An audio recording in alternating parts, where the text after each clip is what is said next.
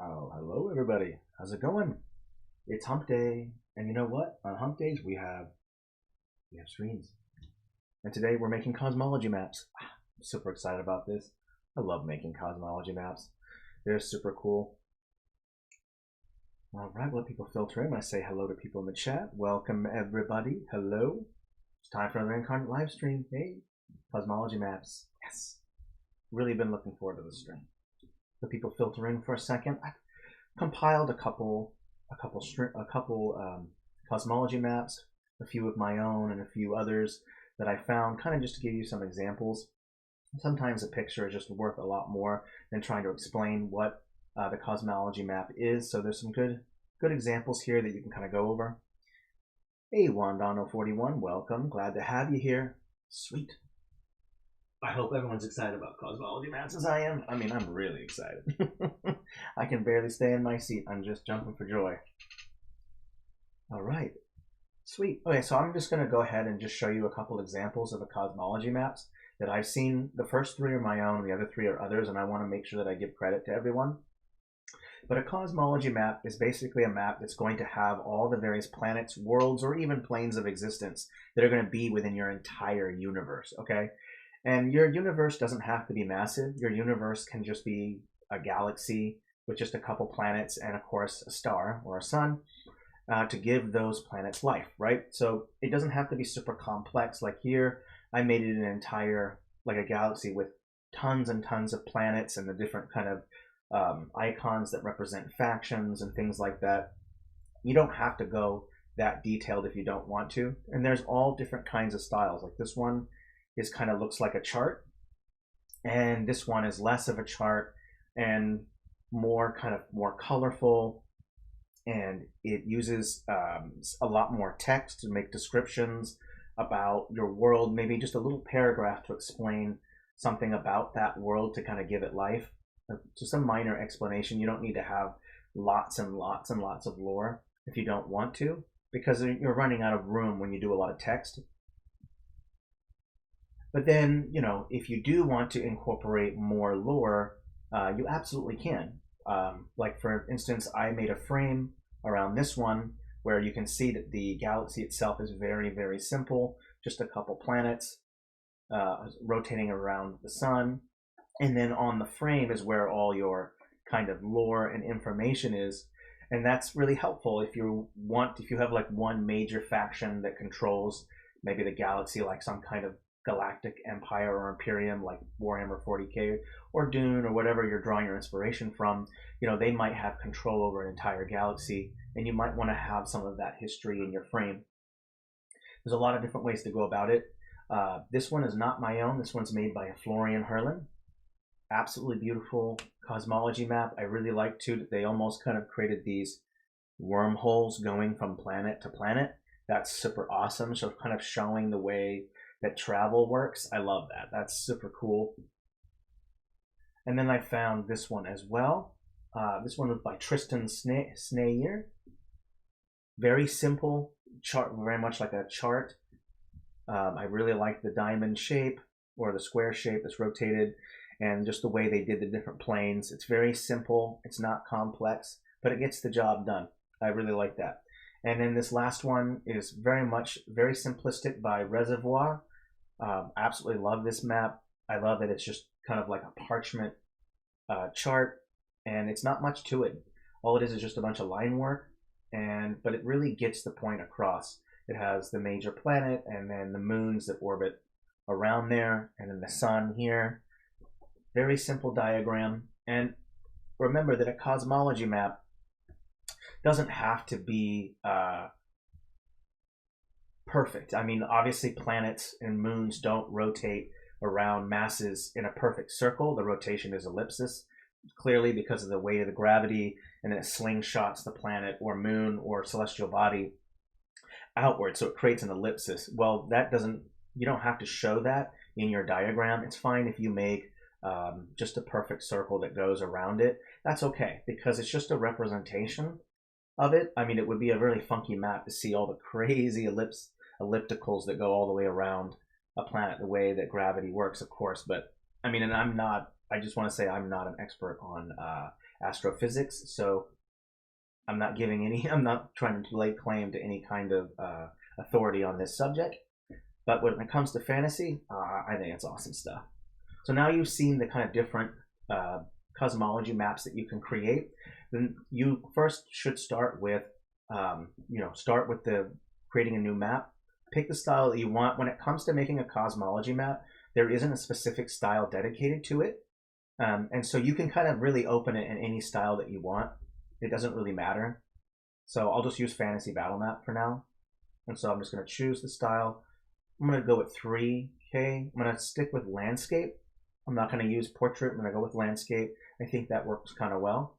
I'm going to let that load. And the first thing that I always do with my cosmology maps is I'll probably just make my screen all black. And we need to decide the style that we want to go with. If people in the chat already have an idea of a style they want to go with, are we going more towards a chart? Or are we going more towards a little bit more color, a little bit more bright? Are we going to have a detailed frame? These are kind of questions that you should be asking yourself kind of before you jumping in, so that you have an idea. I mean, frames are great if you are looking for, again, lots of information that you want to pack into it. Like if you have maybe some lore about each planet, maybe it's best to put it out on the frame. If it's just a small little blurb that's only like a sentence long or maybe 2 sentences long, you can put that right next to the planet that you're going to put down. That's fine too. So figure out how much lore you have first before you decide to start putting things down, because you're going to want to figure out the layout. So like I said before, I'm just going to quickly make the screen black as you would expect. I'm going to leave it on the BG layer because whatever I'm going to do, I'm probably going to end up using clipping masks that operate on the FG layer. And that way I can paint them separately, and I can paint them at all. So I can have, if I wanted to go detail and put stamps on it, I can, and I can paint it. That's why we're going to use clipping masks. So first I'll choose my color. Again, BG layer. I'm going to pick that square shape, just go over the whole thing, and then press enter. This is going to be our space. Okay, that's step 1. Next, you're going to want to figure out, again, the layout. Do we want to add a frame, or do we want to start with, or do we want to make it a little bit more bigger where the planets are kind of larger and we can put some details on them? This all really is, questions that we're going to have to ask ourselves, or ask yourself when you jump in, okay?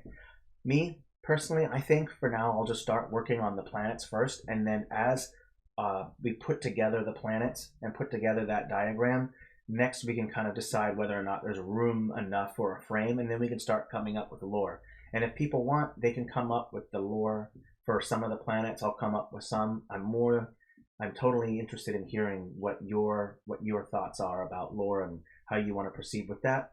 Now, when you're starting with the cosmology map, the first planet, and really it's not a planet but a star, you're going to want to start with your sun. That's going to be the major celestial body. It's going to be what's going to be giving light to the whole galaxy, or to the galaxy, and it's going to also going to determine where the planets are and what kind of planets they are. Planets that are closer to a sun, to the star, are probably going to be hotter, less inhabitable, unless you have a species that lives there that has technology or uses magic to protect themselves from that sun. And the farther that you go away from the sun, the colder that planet's going to get. Okay, so just start with that kind of very simple logic. Just the closer to the sun, the hotter the planet's going to be. The further away, the cooler it's going to be. So let's go ahead and make a sun. And I'm going to go ahead and put it on the left side. You can put it on the right side. You can position it anywhere you really want, but you want to make the room for the planets to go around it. So you can do it several ways. You can do linear, or you can do one that's more of a circle, where each planet is in its orbit going around the sun and in various parts around it. Or we can go in a diagonal, like I said before. So lots of different ways to go about it. First, let's just make a sun. I think that would be the first step, and then we can decide where to position it. And there's a lot of different ways to go about this. You can just use a stamp, and you can use whatever stamp you want that you feel works. Let's start with a simple concept. Let's go with desert. And I do believe there's an actual sun in there. Let me see here. There's one right here. So you can go with something more stylized, and we can just take this sun down, put it like this. Now, if you feel it's kind of dull, it's not bright enough, you can go to the advanced settings and you can boost the saturation to make it brighter or to make it more saturated with color. You can increase the brightness. You can change the contrast if you want. There's all these different things that you can do. If you want it to have more of a light emanating from it, you can go back into that catalog and type in light. And we'll go ahead and make sure every pack is selected so I get that light source. And I'm going to grab a larger circular light source. I'll place it on top. Let's go above. And you can add a light source. Let me add another one, and I'm going to change it to normal. Because my background is black, you're not be able to see a lot of the actual light source fading outward. There are filters that we can use to change that, and we might go forward with that. First, I'm just going to apply another light source on top, and I'm going to go through some blend modes just to see how it looks, because some blend modes work better than others. I do kind of like that lighten right there. That looks kind of nice. You can kind of zoom out, and you can have this. This is the way, one way you can make your sun. It can be completely stylized. It's not very realistic, right? Because it has the flames coming out of it. You can change, absolutely, we can change it to be blurred if we wanted to. So I can go into here. If you're not familiar with this one, you grab in the stamp options below the blend mode. You'll see a little box right here. You just click that, and it's going to blur the whole thing. And now you can also change the blur radius if you want to. And one of the reasons why they're mentioning blur, and it's a good idea, is because heat kind of warps. When you look at something, you see it kind of warping, and heat is caused by friction. So molecules moving, rubbing friction against each other, causing heat. And so you would kind of expect maybe that light source to be a little blurred, considering all the heat and the molecules, that's so much friction, and the sun is very, very hot. It's basically a thermonuclear core, you know, that's in space. It's very, very, very hot. Lots and lots of hot gases. Super cool stuff. Go look it up. So there's one way that you can go about making your sun. So I'm just going to group this and call this sun 1, and maybe we can make another one just for fun. Let's make a couple, and then we can decide. Maybe you guys want to vote on what kind of sun you want to do. So here's sun 1, and we'll make another one. And there are all kinds of fun little options. So the next one is maybe we want to stick with something a little bit more, maybe a little bit more realistic or surrealistic, something like that. We'll take a look. So let's first pick a stamp that we want to use. I'm going to pick this brain stamp because it kind of looks, I like that the shapes and the little kind of coral in there. I think that's really interesting. So I'll turn off my object shadow. I'm going to boost the saturation, boost the brightness, and I might even want to either change the contrast just a bit, and I can even blur it as well. Not a bad idea to blur it. And then I'll go in and I'm going to go to a different stamp set. I'm going to search all styles. This will allow me to look for stamps from all the various styles instead of having to keep going into the left panel and changing the pack structure every time. But this only helps unless you know the name of the stamp you're looking for. Just keep that in mind, unless you want to use tags. Let's go ahead and use these flame stamps from Fantasy Regional HD, and I'm going to apply them on top of here. And I'll put another flame stamp in the center, but for now, we'll go ahead and just place a couple of these on top like this, and we're going to start making kind of a little bit more of a fiery sun, where the flames aren't stylized like from the first one. They're a little bit more realistic.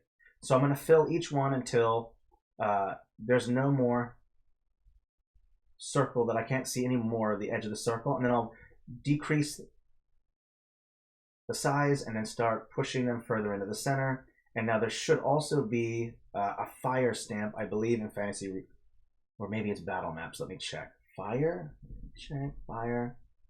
Oops, oh, there we go. Here's one right here. Perfect. And I'm going to place that right on top like that. There we go. And you can also place a light source again on top as well. And we'll make sure we choose the overlay blend mode, or actually lighten works good because it does show a little bit of, again, let me place that down. Oops, it's not going down. There we go. Oops, it didn't stick with the right. color? Let me check. Yeah, I think that looks fine. That will do. Let's make it a little bit bigger. Oopsie, that's the wrong one. There we go. Okay, so sun number 2. A little exaggerated with the flames going out, but it works. So we'll go ahead and decrease the size. So if you're looking for a more realistic, fiery, dangerous looking ball, you have that, right? And the last one you can do is just a really, really simple disc with no exaggerated flames. So you can take a rug, for instance, a frug. If anyone can find the frug, let me know. I haven't been able to find it. I've been looking all over the place with a frug. I'm going to go with this simple rug right here, like this. And again, we'll have to HSBC it. So it is currently blurred. That's fine. Let's boost the saturation, boost the brightness. Let's also add a shadow, object shadow. We're going to change the shadow to yellow. So it's got a little bit of bright going over it like that. And I think let's blur it just a little bit more to hide that design. See how there's the design? I can see the design. Let's just blur it a little bit more. There we go. There you have it. It's really just as simple as that. I took a rug, changed the blend modes, or changed a little bit of it, brighten the color. So these are the 3 suns that we have to work with. So please pick sun 1, 2, or 3. Which one do you guys want? Go ahead and decide. I personally, all of them are really fun. But picking the one will also decide the direction that we're going to go in. So it might be all stylized. If you pick 1, we might go with more realistic. If you pick 2, we might go with something else with number 3. So go ahead and everyone pick the one that you want. We got 2, first time chat, Cyber Wolf. Thank you. 222. Oh, we're getting lots of 2s here. Oh, this is twosie. Oh, what a doozy. Awesome. Yeah, let's do it. I like 2. Oh, yeah, I love number 2. Hey, first time chat. Thank you, Merlin Beard. Awesome. I love it. Overwhelmed. We got a landslide of 2s here. I think I'll do number 1. I'm just kidding. All right. Good job. All right. So we're going to go with a little bit more realistic, perhaps. What do you guys think about that? Let's label it right away. Let's go ahead and give it the name sun, okay? Or you can call it a star. Whatever you want to call it, okay? This is the main celestial body in this galaxy, okay? So we'll rotate it a little bit, see which one looks good. Oh, it looks like a butterfly. Whee! Love it. Awesome. Cool. Yeah, 2 it is then. That's what it is, right?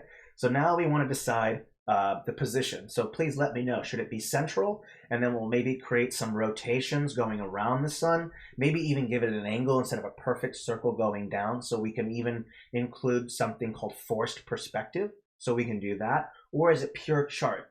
So please decide where you want. Do you want the sun to be on the left side, the center, or the right? Please let me know the position that you want.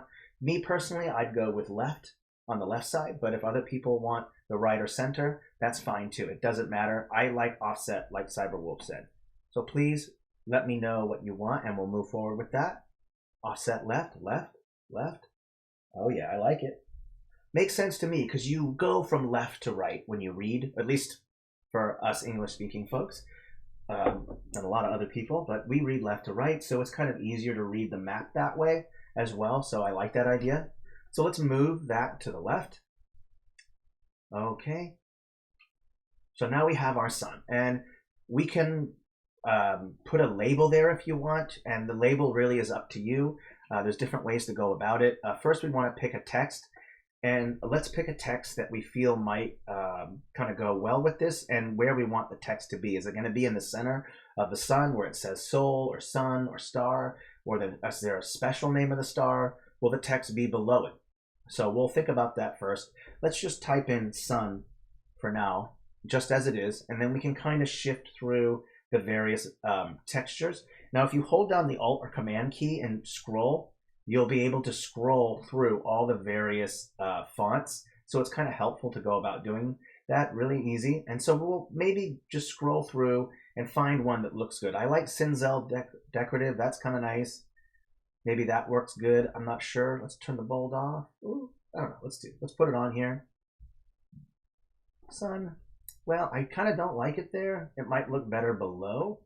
And you can also do graphics as well. Interesting kind of things like you can add additional graphics to your banner. So you could say have a sun, and then you can put a symbol below it that kind of represents something. I'm not sure. Maybe on a sun, on a star, it wouldn't be quite as prevalent, but on a planet, you might want to include like if we're going real quickly. I want to just clarify something. We're going with fantasy here, so I will be including all the fantasy races: dwarves, elves, humans, orcs. And so each planet will be, I just want you to know this ahead in advance. So each planet will have its own race, just kind of similar to The Witcher. I'll do something very similar to that, not directly, but something like that. I want to stick within the various races that we have within the tool, and that's just the human, elf, orc, dwarf stuff. So I won't go anything beyond that. So for now, we'll just put sun for here, and we can change it as we go. The next step is to try to put in the next planet. Now, I'm going to turn the grid on real quick because the grid will be helpful to me. I want to drop the grid all the way to -5. So that way all my stamps and text are on top. And I might even want to include maybe making it a little bit larger. So I'll just type in 20 instead of the 40. And so now I have a little bit larger grid to work with. And I'm just using the grid to line up the planet. Now, you don't have to use a grid if you don't want to. It just depends on the model that you're going for. Will each planet be like this, where it's just in a perfect straight line, where you have a planet there, a planet here, a planet right here? Like, how is it that you'll go about doing it? Will it be all straight like that, or do we want to go with something a bit different, where instead we're doing this, where here's the sun right here, and then maybe we're pretending to have orbits going like this, and then we can put the sun something like this. So I mean, similar to, it doesn't have to be exact, but we'll throw in some curvatures and then put each planet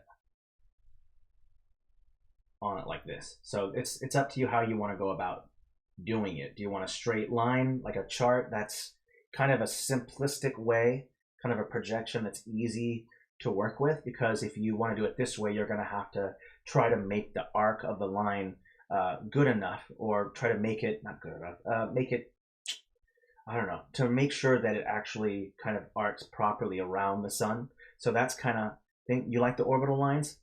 Anyone else? Anyone in favor of the orbital lines? Give me a yay or a nay, dear patrons, please.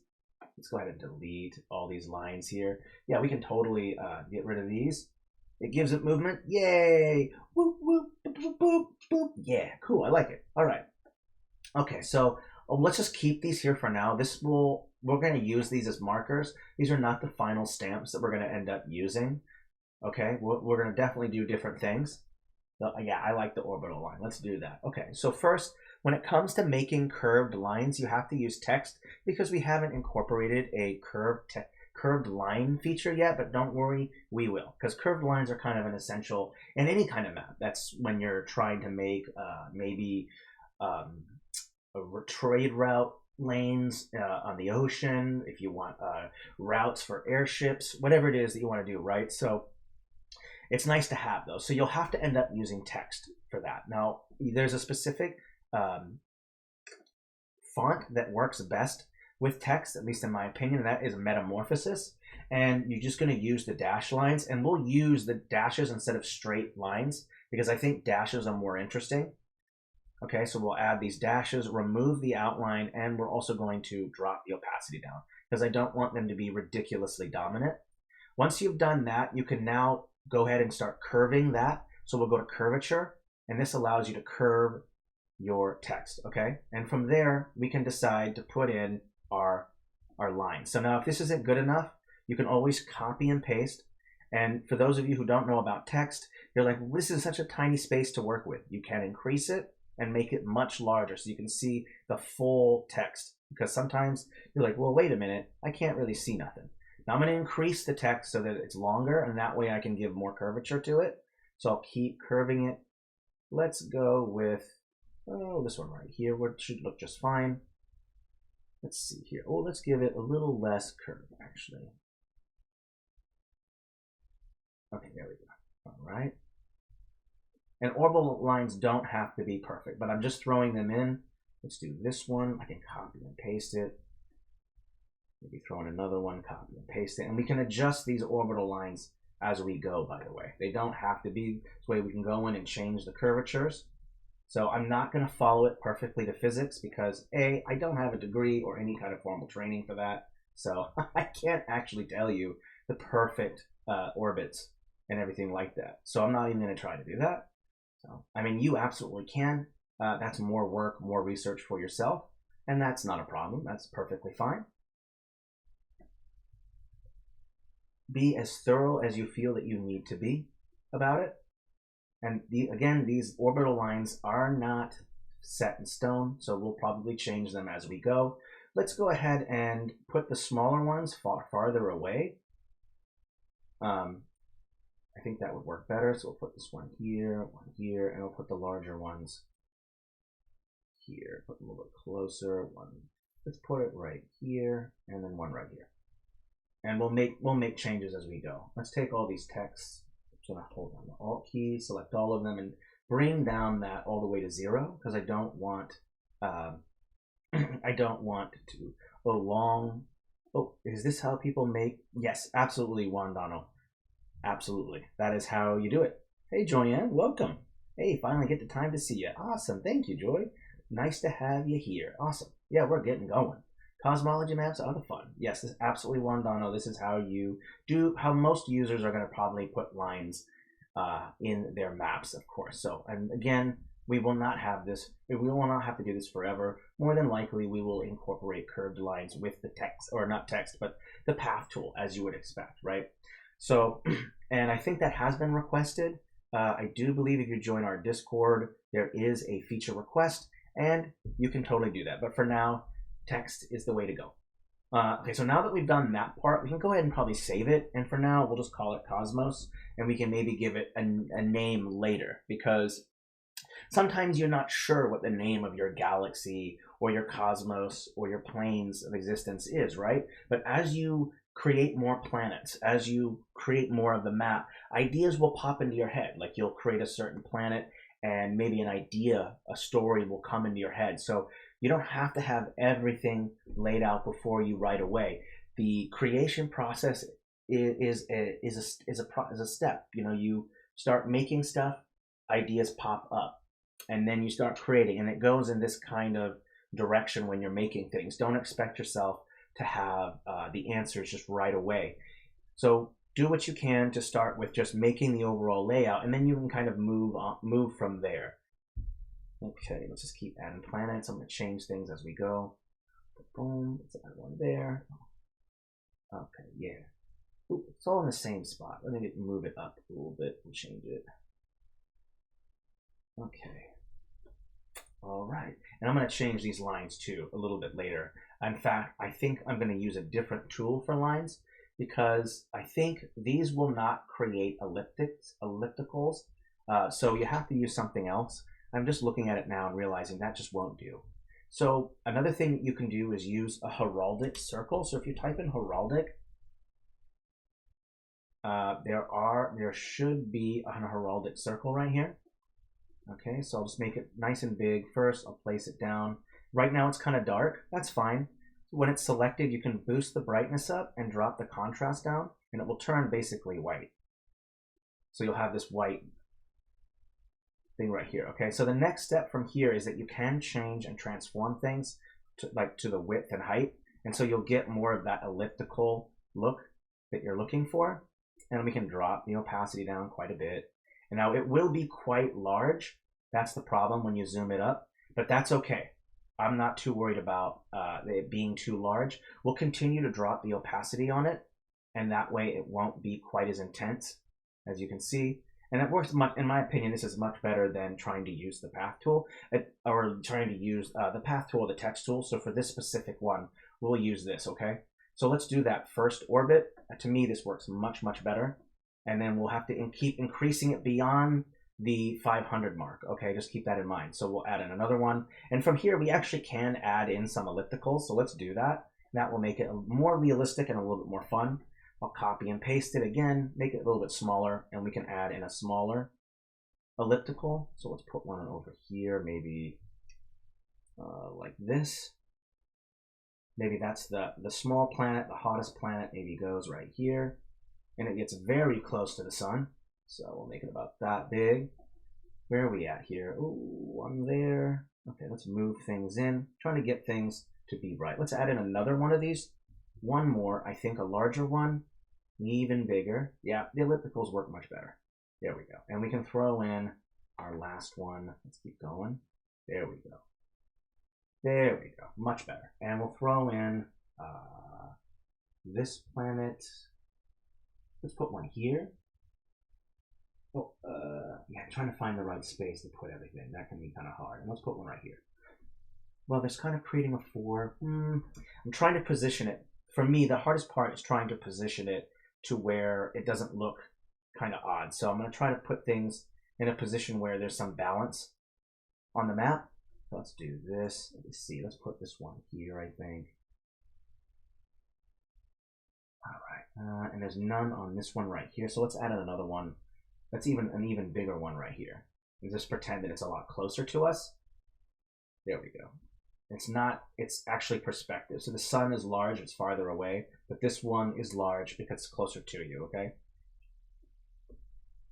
Right, I'm not, sorry, Joanne, I wasn't trying to say that it has to be small. I'm just putting a small one there for now. If you want, we can make a larger one. And if anyone actually has information about, astrophysics and you see something, feel free to speak up. I actually really like it when I really like it when users kind of add in their own information, things that they know. Feel free to do that because I don't have any degree in astrophysics. I just enjoy making maps. If you want, Joyanne, we can make the planet bigger. I have no issue with that whatsoever. I think that's awesome. Again, these are just markers. We'll do more to it later. All right, let's go ahead and just save it. I know it's only 31 changes. Make sure your orbital paths don't cross. Yeah, that would be helpful. Bam! Oh, Joanne, I totally understand. I totally understand. I was just trying to clarify my position. I could never claim to be an authority on astrophysics. Okay, so now I'm just going to go ahead and turn the grid off for now and just see what it looks like without the grid on. So far, yep, and again, like King Clown said, I believe it was King Clown. Who said, don't let the orbits cross each other? Who said that? Yeah, Cyberwolf, yep. Obviously, don't let your orbits, unless you want them to. I mean, a part of the story could be that the planets are, the gravitational force has been thrown off. So if you want, you can show that there may be a cataclysmic event will take place to where the planets will cross paths one in some millennia, and then they'll crash and blow up, so add that to your story. You don't have to make it to where it's perfect. You can absolutely cross orbitable paths, but make sure that you mention why that you've done that, and say that there's a cataclysmic event that's going to take place because these planets on these orbits are going to collide with each other. So that's an element that you could add to the story, so there's all kinds of fun stuff.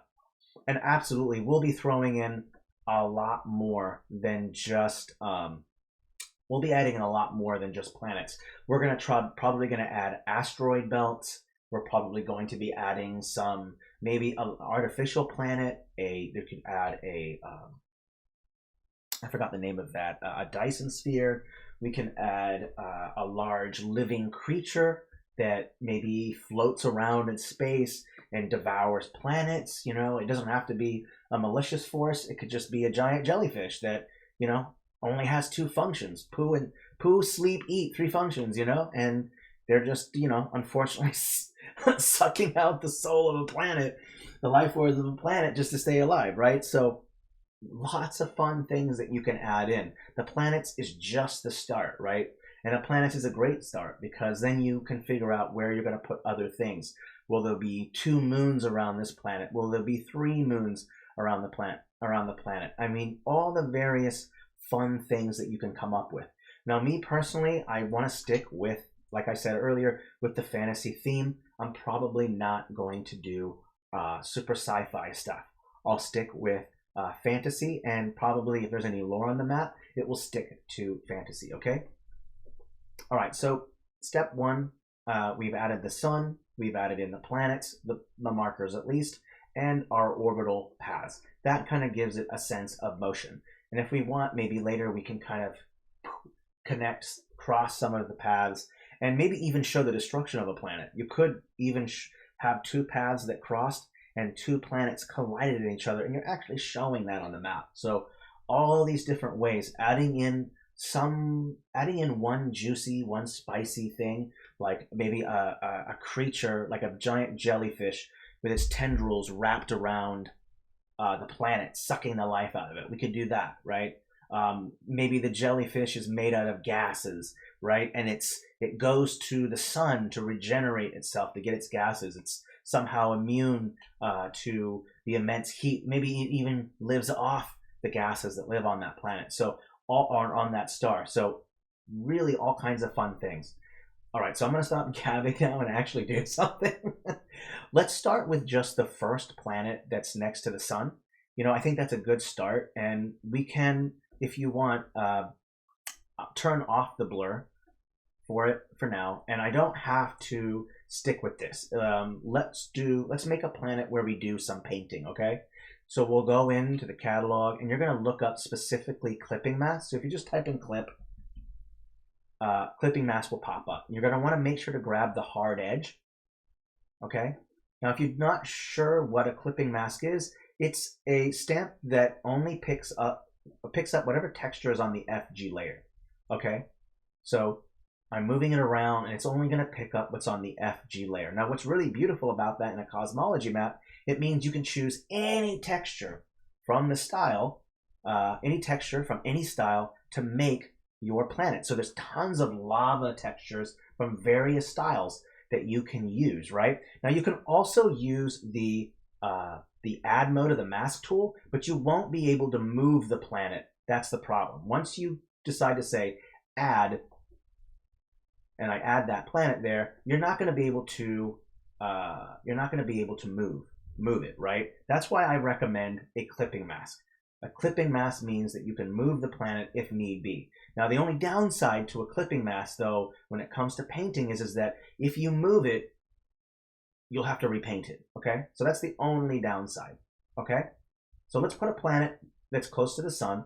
We'll go into that catalog, and we're going to pick a texture. We're going to go in. I'm going to turn off all my custom textures, and I'm going to type in lava, okay?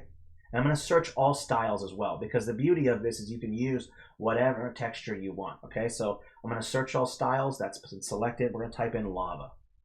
And there's a lot of different options here that you can choose from. Lots of cool different ones. We can go with any one of these ones. We can make it a deep, rich red, a yellow. We can go with something craggy like this where there's lava in here with some rocks on it. You can go with this lava texture.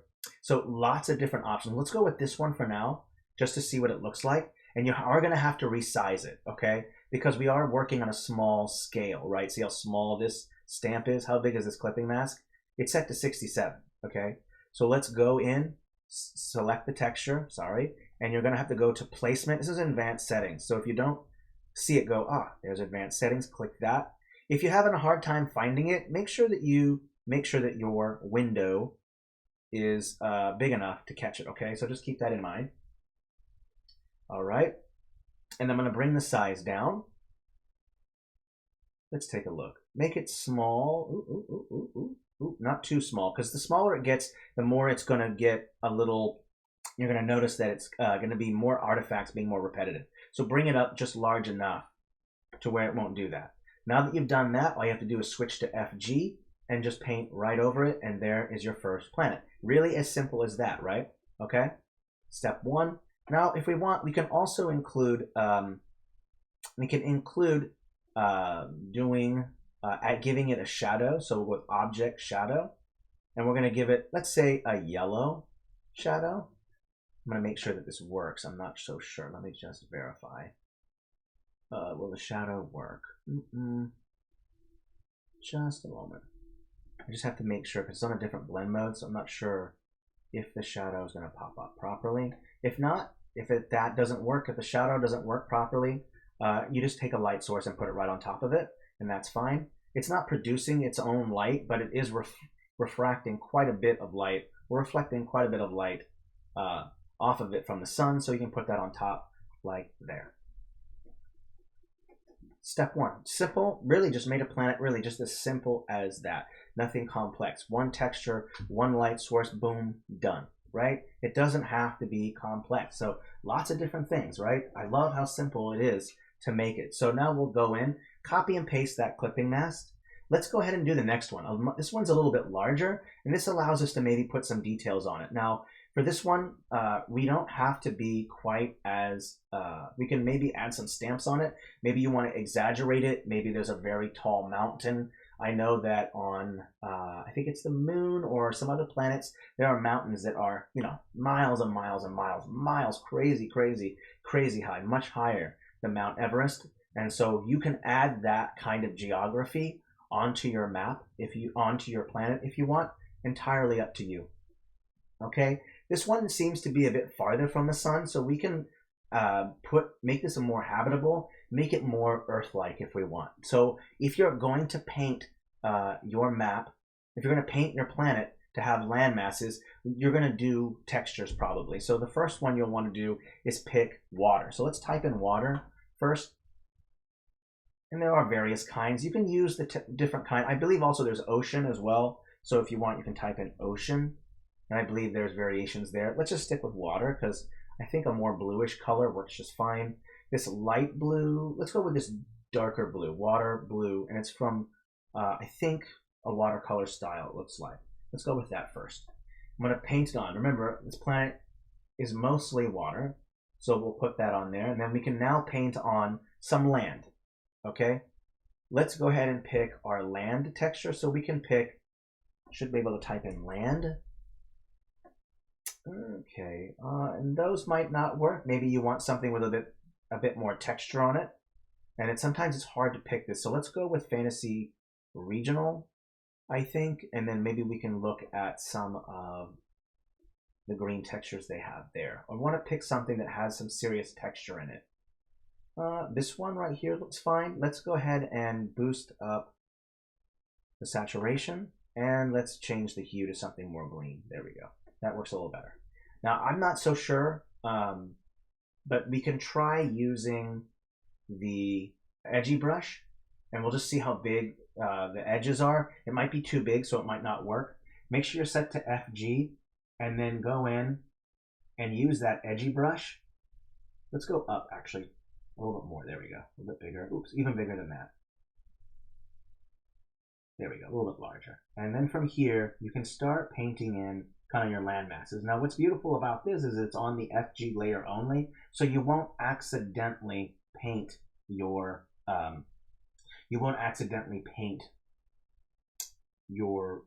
background layer. So that's the beauty of painting on a clipping mask. It stays on that FG layer. Now remember, this planet needs to be fixed because the minute that I move it, you see it changed. So you go back to Alt-Z, Control, Command-Z, and then boom, you put it back, okay? So now if you want, planets can be a single biome. It can have multiple biomes. It really just depends, and that is for you to decide. First, when you're putting in your cosmology map, I recommend putting in your main world. Let's say that you have a series of worlds, but your main world where your campaign starts on, work on that one and make sure to put it within maybe, I would say, the second or the third orbit, because it's similar to Earth, you know, like obviously we're the third rock from the sun, so you know, put it maybe in the third or second orbit. Maybe the sun in this world is a bit smaller, so it's okay if you're a little bit closer to the sun. So just think about those kind of things. And some of you might be wondering, well, what happens if I don't have 18 planets, right? Let's say that you don't have all that and you're like, I have to make all this stuff up. I just want to mention that one real fun thing about a cosmology map is that you can use it to tell the story of the lore. So maybe you have a main antagonist, a demon, a an alien invader or whatever, you can create a planet in your cosmology map that explains where this demon came from, where a plague came from, where interdimensional creatures, teleported from. So you can tell more of a story about your overall world by creating worlds that give a backstory to maybe a monster, creature, whatever it is, a force, an institution, a faction. Okay, so that's one thing that you can use your cosmology map for, because you're wondering, well, what do I need a cosmology map for, right? Well, that's one thing that you can do, is you can pack in some extra lore to give it some serious character. Right, so for this planet, I am going to give it a more of an Earth kind of feel to it, so I'll probably include some deserts and some other things. So maybe closer to the equator, we can put in maybe a yellow section like this. If it's too close, I can remove it. Remember, the beautiful thing about this is you can remove this by just repainting.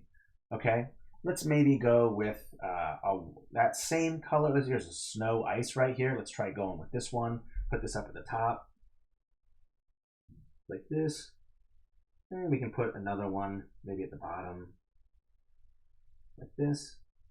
And go back to that green texture again and maybe throw in a plant, another one over here. It's up to you how you want to go about it. So it's really, it's just how you want to go about that. I mean, I made it big enough to where you can see it, but sometimes, you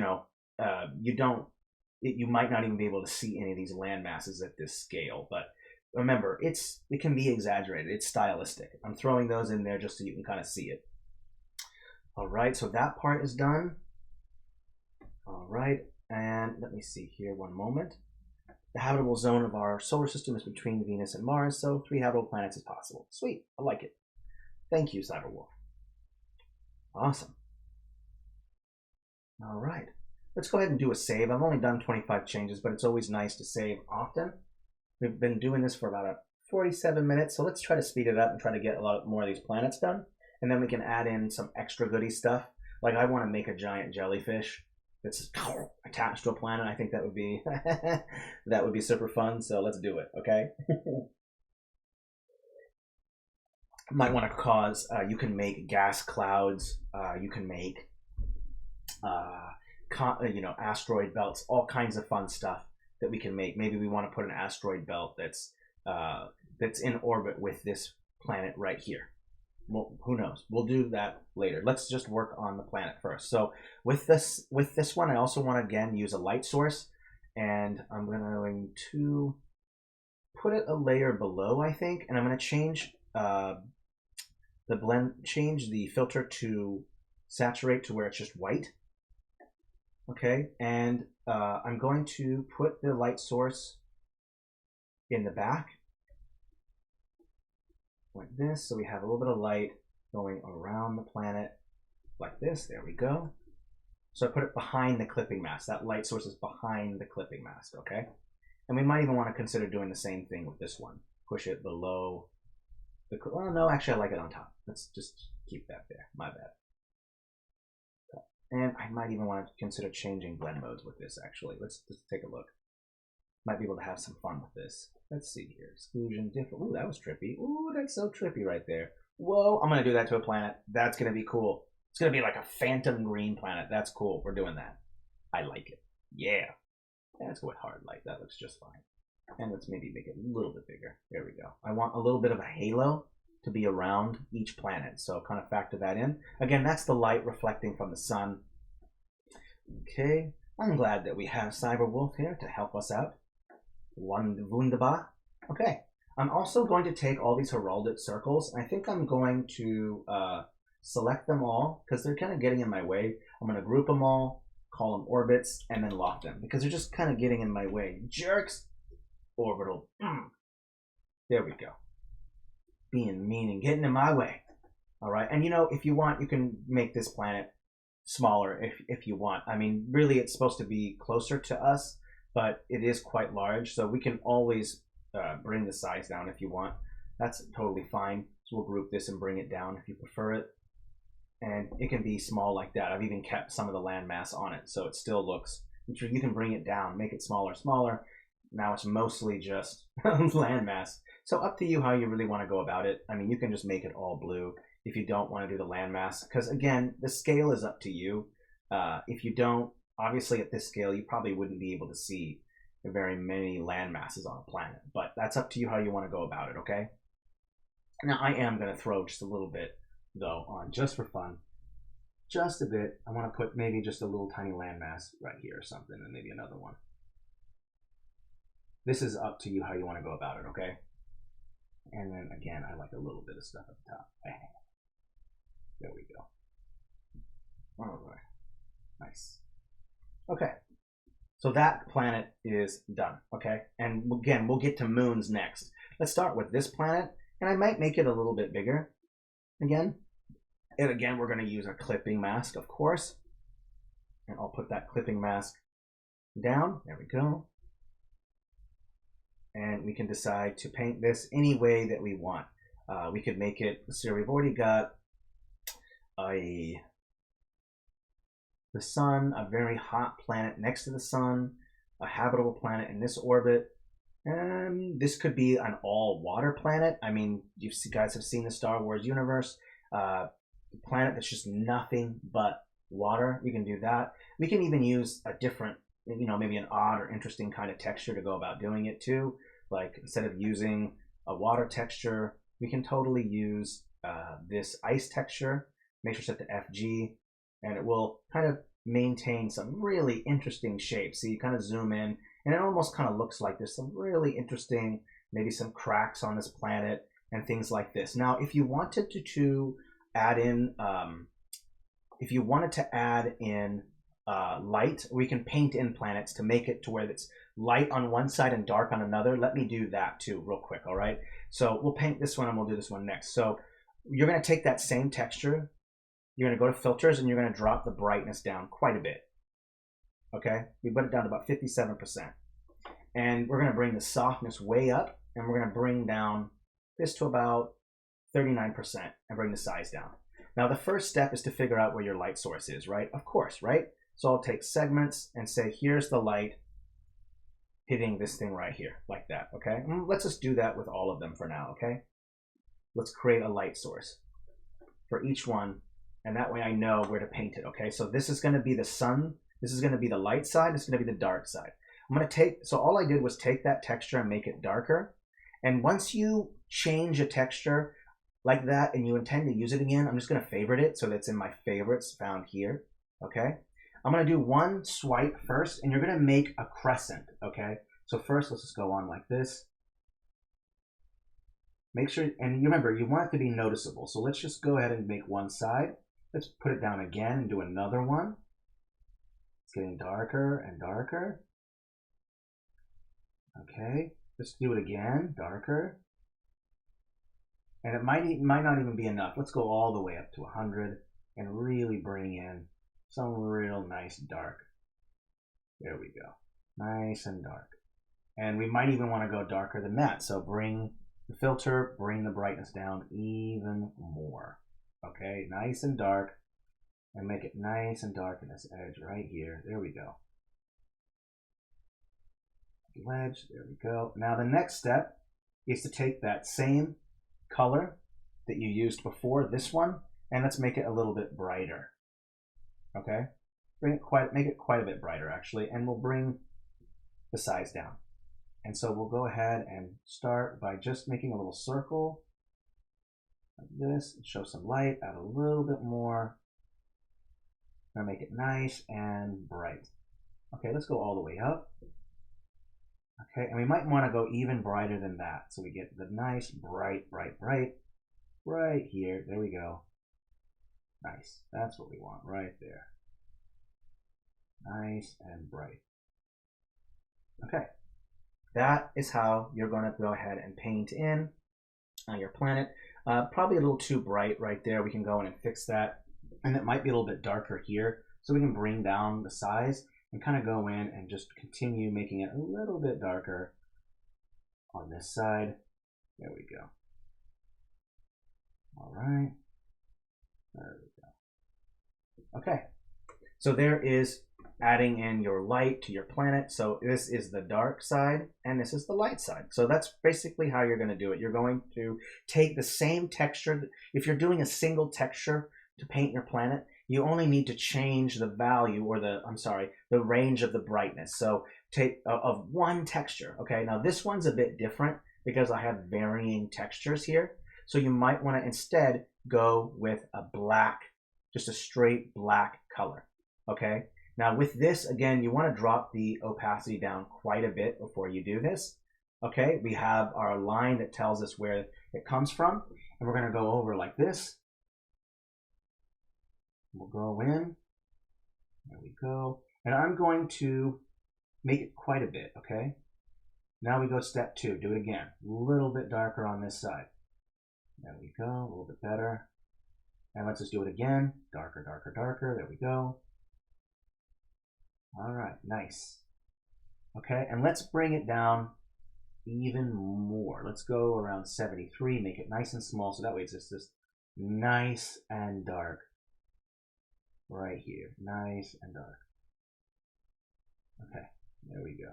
All right, and let's take that blue texture that I used for this one right here, and let's boost the brightness up quite a bit. Okay, and then just right here where the contact, where you see the line comes, we'll just make it just a little bit lighter, okay? There we go. All right, now let's take a step back and take a look. Oh yeah, much better. This looks much, much better. This one looks much better. Let's also be sure to grab that light stamp, copy and paste it, put it right here. Let's boost the size up. There we go, and put that light source right behind the planet. Okay, now if you want, you don't have to make it white. You can, because there's so much there, you can actually change the hue to a bluish color. So we can go in and look for a blue or a green, and that way maybe it suits a bit better there. Perfect, let's do that, okay? I like that, much better. And I can go ahead and delete these lines. Unless you like these lines, you can keep them, but for now I'm just gonna delete them. They're just helping me to understand where the shadow is. So awesome, fun stuff. All right, so let's go ahead and save 48 changes. I think this planet looks good. You got the sunny side. This one is completely exposed to the sun, so you wouldn't see a lot of dark. You could paint a little bit of dark right there along that right edge there, but I'm not going to worry about that. Let's just go ahead and move to the next planet. Okay, let's save as well. Where are we at for time? 57? Yeah, we're doing good. Yeah, this has been fun. Thank you everyone for all your suggestions and for all your comments, for everything. Really appreciate it. I have really been looking forward to this stream. I love cosmology maps. They are so much fun, and they really help to kind of fill in a lot of the lore of your world. I mean, that's what I use a cosmology map for, is basically as an inspiration for the kind of story, the arts, the elements, and the characters, and where they all come from. You know, The Witcher does that with, you know, elves and dwarves coming. I think the dwarves originally inhabited the planet, but I can't remember. But you know, adding some origin story and stuff just helps to fully flush out your lore. Okay, that's what I use a cosmology map for, is to flush out my lore. Okay, so let's go ahead and grab another clipping mask, copy, paste, and let's delete this planet here and put another one right here. This one's a bit farther away, so we could do some different things with it. I did like that strange color with the green, and I thought that might make it like kind of like a necro world where there's a necro creature, like maybe like an undead species or something like that. I really liked that. I thought that was kind of a cool idea. So let's maybe throw in a home world for some malevolent species. Not so nice. Let's grab in a light source and put it on top of here, and I'm going to go through the blend modes, and we can do further changes to it as we go too. So let's go back. And I thought I saw some really cool ones, so let me just go over it again, see if I can find out what it was. Hue, exclusion, ooh, that's trip. Difference, hard light. You know, I did like this. This is trippy. I like that. Let me grab that brain coral and blur it to see what it looks like. Yeah, no, it doesn't work. Let's bring the blur down maybe a little bit so I can keep some of the artifacts. Yeah, I like that. Yeah, this is like a trippy planet, tripping me out. Maybe we can put some, like maybe some asteroid belts or some crazy wrecked moons that collided. We can add an asteroid belt maybe that goes around it, maybe gas clouds, rings. So all these fun things, and we'll touch base on each planet if there are rings and moons. You just have to finish the main body of the planet first before you move on to everything else, okay? Hey, Merlin Beard. Oh, thank you for being here. Okay. So I've done that one. We'll finish that later. I do want to make sure that I do group all my planets too, and I got to remember to do that. So make sure I group all these, group it, and we're probably going to have to name everything. Make sure I group this one as well. Oopsie, but not this one. Group. There we go. And what's this one right here? Oh, that's just a mark. Okay, so this one right here, we don't have a name for it yet, and we'll get to the naming later. Sometimes the naming part comes after you've added all the details, all the moons, all the asteroid belts, maybe there's a Dyson sphere, whatever.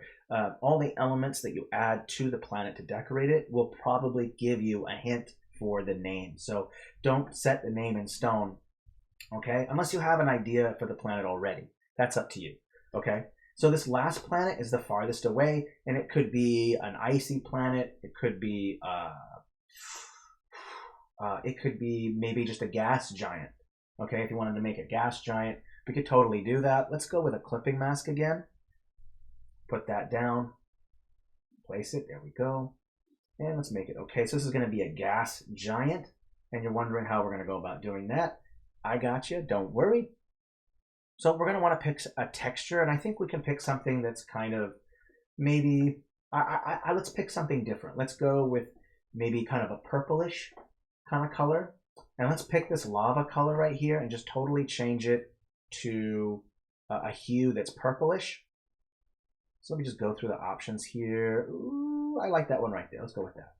I like that purple. That's nice. 100% opacity. Drop the softness down and bring the size up. Make sure it's set to FG and we'll paint. There we go. Okay. I like that. Purple is a really nice color. There we go. Basically, this is going to be our gas giant. Okay, and let's go ahead and also add a light source to it, of course. Oopsie, I want the light source. And let's make the light source purple as well, okay? Let's go ahead and change it. Go to hue. There we go. Make it kind of purplish.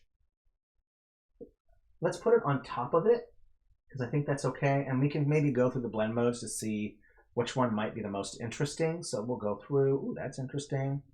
Ooh, I like color burn. Ooh, that's pretty. Lighten, screen.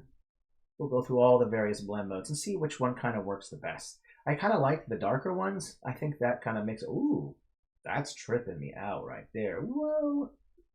Maybe make it a little bit smaller so it's got a little bit of a kind of an orb around it kind of feel to it. Oh yeah, that's tripping me out. That's kind of cool. I kind of dig that. Oh, that's tripping me hardcore. Oh, I love that. Oh, hey, you made it to a stream. Hey, Imagine Heroine. Glad that you are here. Awesome. First time chat. Yes. So glad to have so many awesome people here. I love it. Yeah. Ooh, Cyber. Oh, man, the floor planking could do the gas giant bands. Cool. Right. Okay. Let's take a look here. What's next? 24 changes. We're all right. Okay, so we finished all the major planets now. I feel we've done all the planets. And so from there, we can now decorate each planet. Decide if we want to add a moon to it, if you want to add asteroid belts, rings, all the various things that you can add to each planet. Now, I don't actually know the physics behind whether planets have more debris around it closer to the sun or farther away from the sun. I actually don't know that information. So Cyberwolf or anyone else here who maybe has a better understanding of this, feel free to share that information. It doesn't necessarily mean that whatever the actual physics are, you have to follow it. It's up to you. You can absolutely change things as you see fit. So first, let's just start with our first planet. And I don't even know if I want to add a sun to it or add that. We might want to maybe consider adding maybe some asteroids around it. So if you type in rock, there are some small rocks. Now, these small rocks will work just fine for your asteroids. They work just fine. You scale them down quite a bit like this, And there are changes that you can make to it if you want. You can change the object shadow. You can add an object shadow around it. Make sure the shadow goes all the way around it. Increase the size. You can boost the saturation and then change the color as you see fit. So if you want that, you can change the brightness, make them darker or lighter. That's up to you. And then what I'll do for now is I'll just place a bunch of them. Oopsie, I accidentally didn't make the changes when they're selected. Let me make the changes first, real quick. Go back, yellow, my mistake. If you're going to make changes to a stamp and you want all the future stamps after that to have those same settings, make sure that you make the changes before placing the stamp down. Okay, so I'll make those changes, do the brightness, increase the saturation. Let's maybe change the contrast. I'm not sure. There we go, like this. And then I'm going to just place a whole bunch on the map like this. Just place a whole bunch, okay? Now you have a palette to work with. So now you can just select a rando, bring it in, okay? Place it where you want it, okay? And figure out where your orbits are, okay? If you want to have an orbit around it. Again, you can use that, you can use the heraldic circle again if you want to create your orbits. So go into your transform tool and change the width to where you want it. And this is just a guide. You're not going to end up using this. So just kind of keep this in mind. I'm not going to end up using this. I'm just using it as a guide for now, where my orbits are going to be. So I'll drop the opacity down a little bit. I'm going to use this as a guide, okay? And we'll change this as we go. Trojan, oh, cool. I love all this information. Thank you, Cyberwolf. Appreciate it. I love it. All right. All right. So I'm going to go ahead and just take these stamps and place them around the orbit. Okay. So like this, and I'll place another one on the band. And we're going to change the color. We're going to change a little bit of the brightness as well. And we'll make sure some are behind the stamp, behind the planet. So when we want one behind it, we'll drop. And so it's behind it, and we can also change the brightness, bring the brightness down, and even remove the object shadow. So now it looks like the belt, this thing is behind it. We'll even bring the brightness down even more because the planet is basically blocking the light. So we'll put some there in the back as well. Let me add a couple more around the belt. Keep going. Make sure to put in small ones. You want a little bit of a variety. You don't want them to all be the exact size. Now, whether that's real or not to the physics, it doesn't matter. It's okay. What you want to go for is to make it look interesting. All right, unless you're actually making a project for your class where you're actually trying to be close to the physics. But if you're doing a fantasy map, you don't have to worry about that kind of thing. That's just up to you. So every person does it differently. Let's bring this one down, bring it back. I'm going to turn off that object shadow, and I'll bring it down and put it in the back. Well, no, let's bring it back up, put the shadow on. Layer object, there we go. And now that I've got that down, I could probably delete that ring and start putting some of these in here to kind of fill in the space. Put some in front of things, so always do overlapping. So put some in front of each other, put some behind each other. You're going to want to do all of that stuff. Let's bring this back down behind it. There we go. Let's push one out a little bit further this way. A couple more, one there. There we go. And you can even throw in one. Let's go a little bit larger one right here in the front, closer. There we go. All right, so now you've kind of created a ring of debris that goes around it, okay? And you can keep these here if you want to create more asteroids, or just delete them. That's up to you. I'm going to lock this planet, lock my star.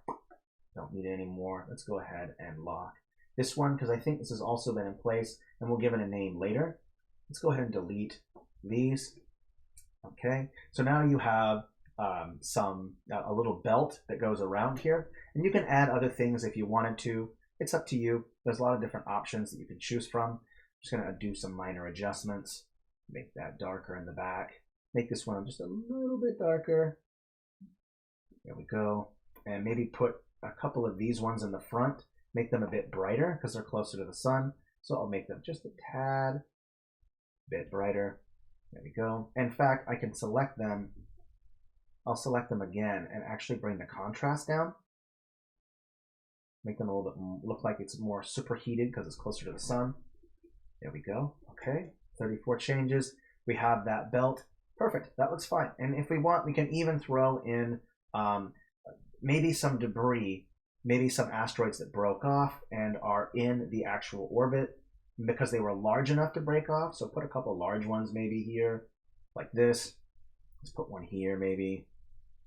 And then maybe one more. Maybe put these kind of close together. There we go. And then just a stray one, rando, right over here. Okay. There we go. All right. It's just to decorate more of the ring. Okay. We can even throw in another one if you want over here. So another rando rock. Maybe a couple small ones just over here. A little cluster. There we go. Go one over here. There you go. It's just to decorate, the orbit a little bit more, give it a little bit more character. You do not have to do this, but for me, I want to give a little bit more character. I want to accentuate the orbit. I want to show that some of these asteroids or this belt, some of it broke away. The larger ones broke away. Maybe the gravity of the sun was able to rip them away, and then but they were still captured in the orbit of the planet. And they're still kept a little bit further away. So there's all these kind of things you can go with. I doubt that I doubt that this might be straight to the physics, but it doesn't really matter. You're trying to tell a story, and that was what I'm going with. Please, Cyberwolf, keep giving any information that you have. I love it. Okay, so we've done that orbit. I'm going to go ahead and save. Where are we at? We're 11. Okay, yeah. Let's try to finish it within the next 50 minutes. Yeah, if you have any questions so far, feel free to ask myself, things that you're looking for, what you want. Yeah, a comet would be awesome, and I'll show you how to put that in there. Comets are sick. I have a couple ideas on how we're going to do that. So we've done this one, and I think also what I'd like to do is just to put a couple randos in the dark, in the back. I'm going to turn off my object shadow and just kind of have these be in the dark. And what I'm trying to do is just kind of create the illusion of more, just a little bit, filling in my space with just a little bit more. I don't want it to be completely blank.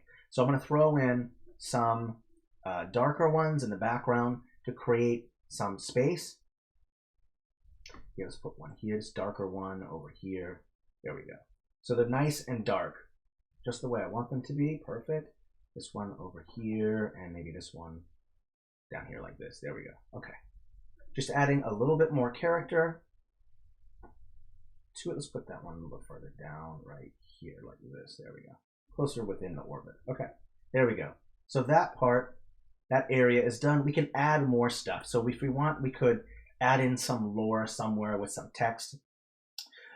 Let's go ahead and give a little bit more character. So what we can do is go into textures, and there's a certain texture that I really like to use that works absolutely fantastic for stars, and I believe it's called Fey Lights, and there's a couple of them, but there's a white one right here called White Fey Lights. These work absolute wonders. Now you might have to change the size, but you can see already that they work fantastic in kind of creating a clusters of stars and stuff, and we might even make some constellations. There's some great animal stamps in the fantasy world style, and we can mess with those HSBC and create some constellations to fill in more of the negative space. So we'll make up our own constellations as we go, okay? So kind of fun stuff. Let's bring the softness all the way up. I'm going to bring the brightness down. I'm going to bring the opacity down quite a bit. Make sure it's set to BG layer. That's that 2 key, okay?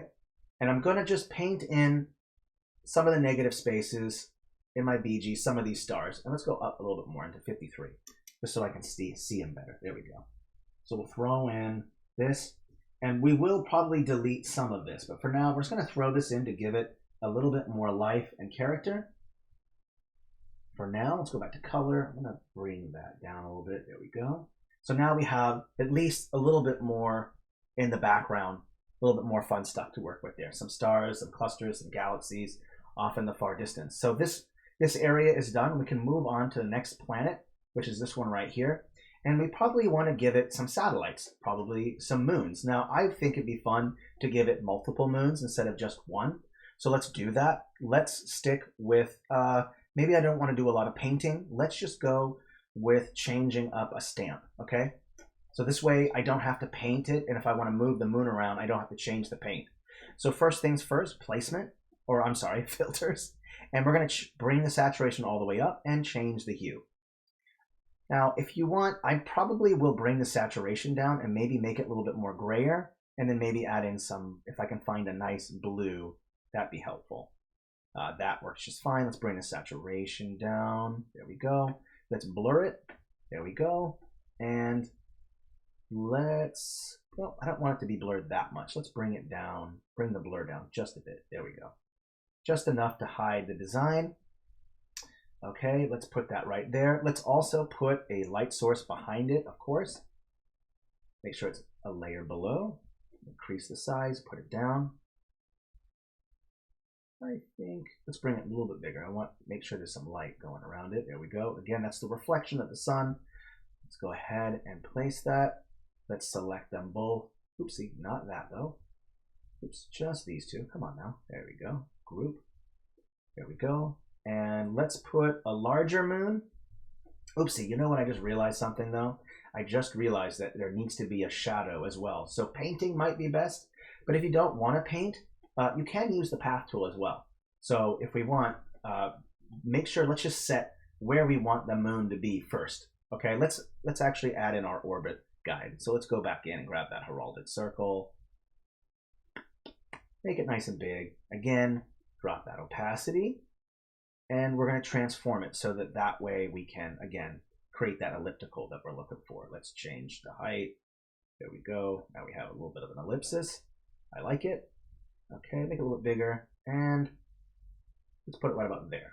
So that's going to be our guide. I want to make sure that it's not the same as this one. Perfect. Yeah, different. I don't want to make it the exact same. So I've changed the orbit to make it different. That way you're not doing a lot of the same thing. Okay. All right. Sweet. Okay, now that we've done that, we can put our moon in the orbit. So there's our first moon. I'll put it right there. I'm going to copy and paste it and put another one right here in the back. And it can be a separate orbit or the same orbit. Let's just make it a separate orbit. So let's add a second one in here. Where is my heralded circle at? Where'd you go? There it is. Copy, paste. We can make it a larger orbit if you want. So let's go with this one. Let's go with that and put that moon right in here. Let's put it right here, actually. And I'll make it on the dark side of the moon, so I can actually decide to delete the light, which is nice, and just make that stamp darker because it's in the shadow of the planet. Okay, so if I go in, drop the brightness down, and let's put it a little bit further out right there, and a little bit darker. I think it needs to be even darker. There we go. Okay. Now let's delete those heralded circles. We don't really need them anymore. Oopsie, that is not correct. There we go. So, I mean, you can include the orbits if you want to. That's entirely up to you. You can. That works just fine. We can undo that actually and go back and keep them. The only issue though is that you'll notice that this happens. Now, one thing you can do to fix that is just to take another clipping mask and just put it right back on top of it. And make sure that it's above.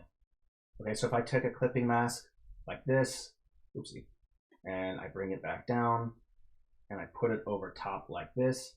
Now the only issue that you're going to encounter though is that the orbits will be kind of covered on all sides. So yeah, that doesn't work. So I'm not entirely sure actually how to go about doing that. I'd have to say you probably would still have to use clipping masks. I think you would have to do it like this. You'd have to go only trying to get the ones that are in front. So this one, copy, paste, there we go. Make sure those orbits are covered. Let me check. Yeah, there we go. That looks about right, I think. Yep, that one's in the front. That one's in the back. Oh, another one actually. One more. I can see right there. I missed a bit. We're just trying to hide it. There we go. And also, we'll bring down the opacity on these because they are really, really, really kind of bright. It does look like these orbital paths might even crash. Haha, that moon's going to get destroyed eventually. All right, let's select that moon. I want it to be above. There we go. I don't want it to be actually showing on having the path be above it. I actually want the planet to be above the orbit. Okay, so we've done that one. And now once you've added that, I'm going to stick where that is. You can go in with your path tool, blur, make it black, add a shadow that's black, make the color black, make sure it's free draw and align. And I'm going to drop the opacity down and increase the size. All I'm going to do is just go in right here like this and just take the path tool, and I'm going to make my shadow that way. Okay. Let me add one more. Oopsie, oops. Undo. I didn't mean to do that. Uh-oh. Where'd you go? Aw, that didn't work out well. Let's push it up a layer. There we go. All right. And let me make sure where my sun is as well.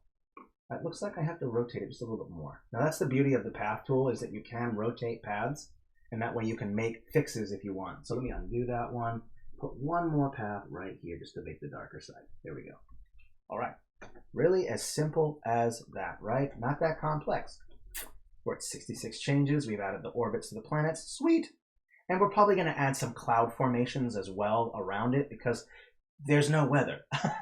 So we're going to add some weather. We're going to add lots of clouds kind of swirling around. We can indicate maybe a hurricane. There's different things you can do for weather. And we're going to use the path tool to make the weather, because it's so small. You don't have to piece together a bunch of stamps. The path tool will work just fine for what we're looking for. So first I'll just put the path tool down, and that way I can kind of see what I'm working with. White path.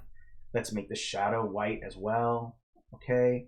Let's also maybe decide if we want to change the blend mode. I think actually that works fine. Let's bring the size down. There we go. Okay, now that we've done that, I can go in and start creating some of the formations for the clouds. So I can go in like this and kind of create some weather swirling around here, going over here.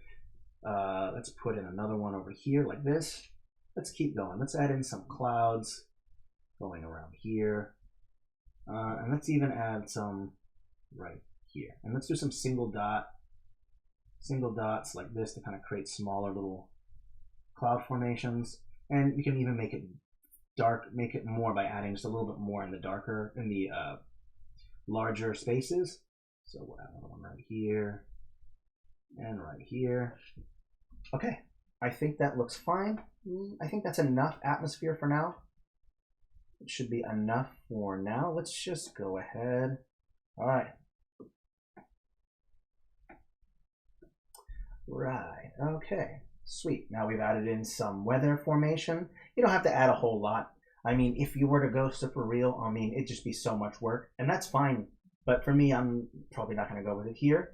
I'm not sure what else to add here. I think this is kind of okay. There's different things that you can add if you wanted to. Let's see here. If we wanted to, we could add in some sparks. If you want, let's just see what that might look like if I add it on there. Or you can add it to this one, actually. It might be better to put it here. Like maybe like ice crystals floating around and reflecting the light. That'd be kind of cool. Okay, there we go. All right. I think this one looks done. Yeah, this looks all right. Probably could add more weather formations if you wanted to. You can even have a moon that's habitable. It doesn't have to be this. You could have made it green and even added some weather on top of that. That's up to you how you want to go about it. Sweet. Okay. Where are we at now? All right, let's take a step back and see what we've done so far. Yeah, I think I like this sparkly thing right here. This looks kind of nice. One thing we can do is maybe take some iceberg stamps from Fantasy Regional and maybe make some, several dozen miles, a dozen miles of kind of a mountain range that really, really pops out. We're not going with too realistic. I can make them very, very, very, very small. This would be so many miles high. This would be an absolutely massive. I just want you to know right now. Okay, let's go with hue. Make sure I get it nice in that kind of dark blue that I want. Bring the brightness down. Let's saturate it a little bit more. Okay, let's go ahead and take a look. Right, okay.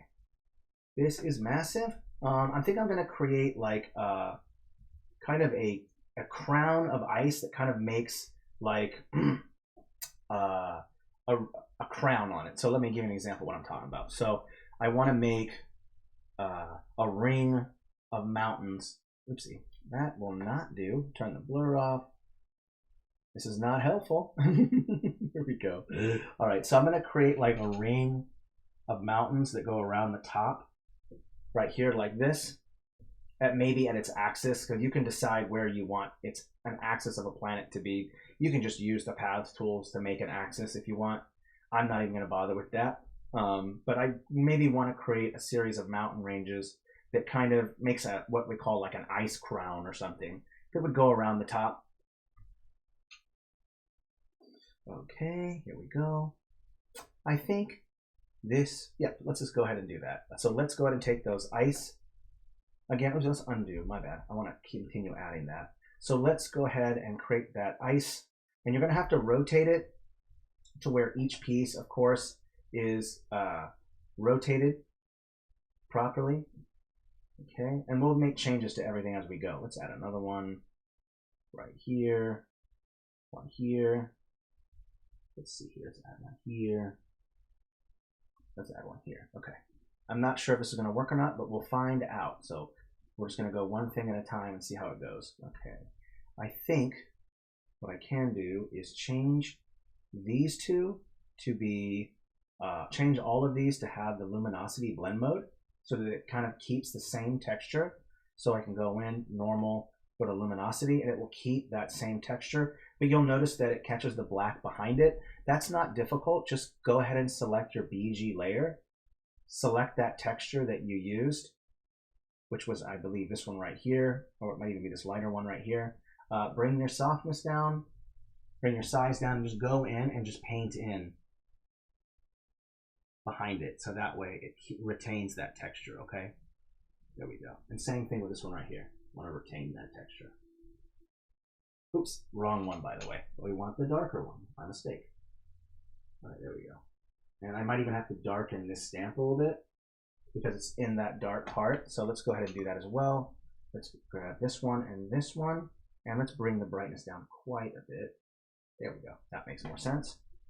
This one looks like it should be just a tad bit darker as well. There we go.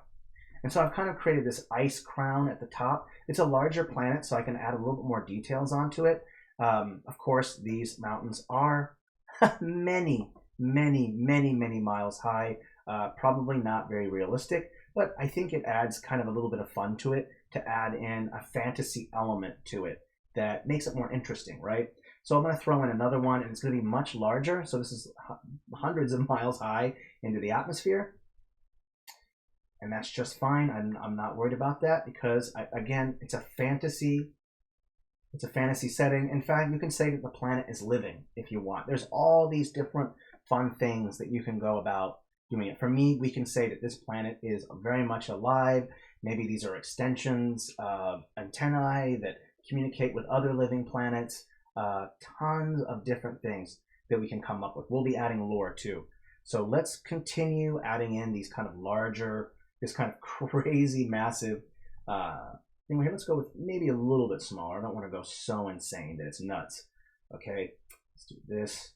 And I'm going to go ahead and paint in this, okay, because I don't want it to be that grayish color. Okay, go like this. And I'm probably going, this is a lot of ice, so I would assume there's some moisture, you know, obviously. So what I will do is probably add some clouds that are going around here as well. And you can use actual clouds or you can use other things. That's up to you. I'm going to go ahead and finish the ice crown on this planet. Let me add a little bit more. Okay, let's go ahead and put it right here.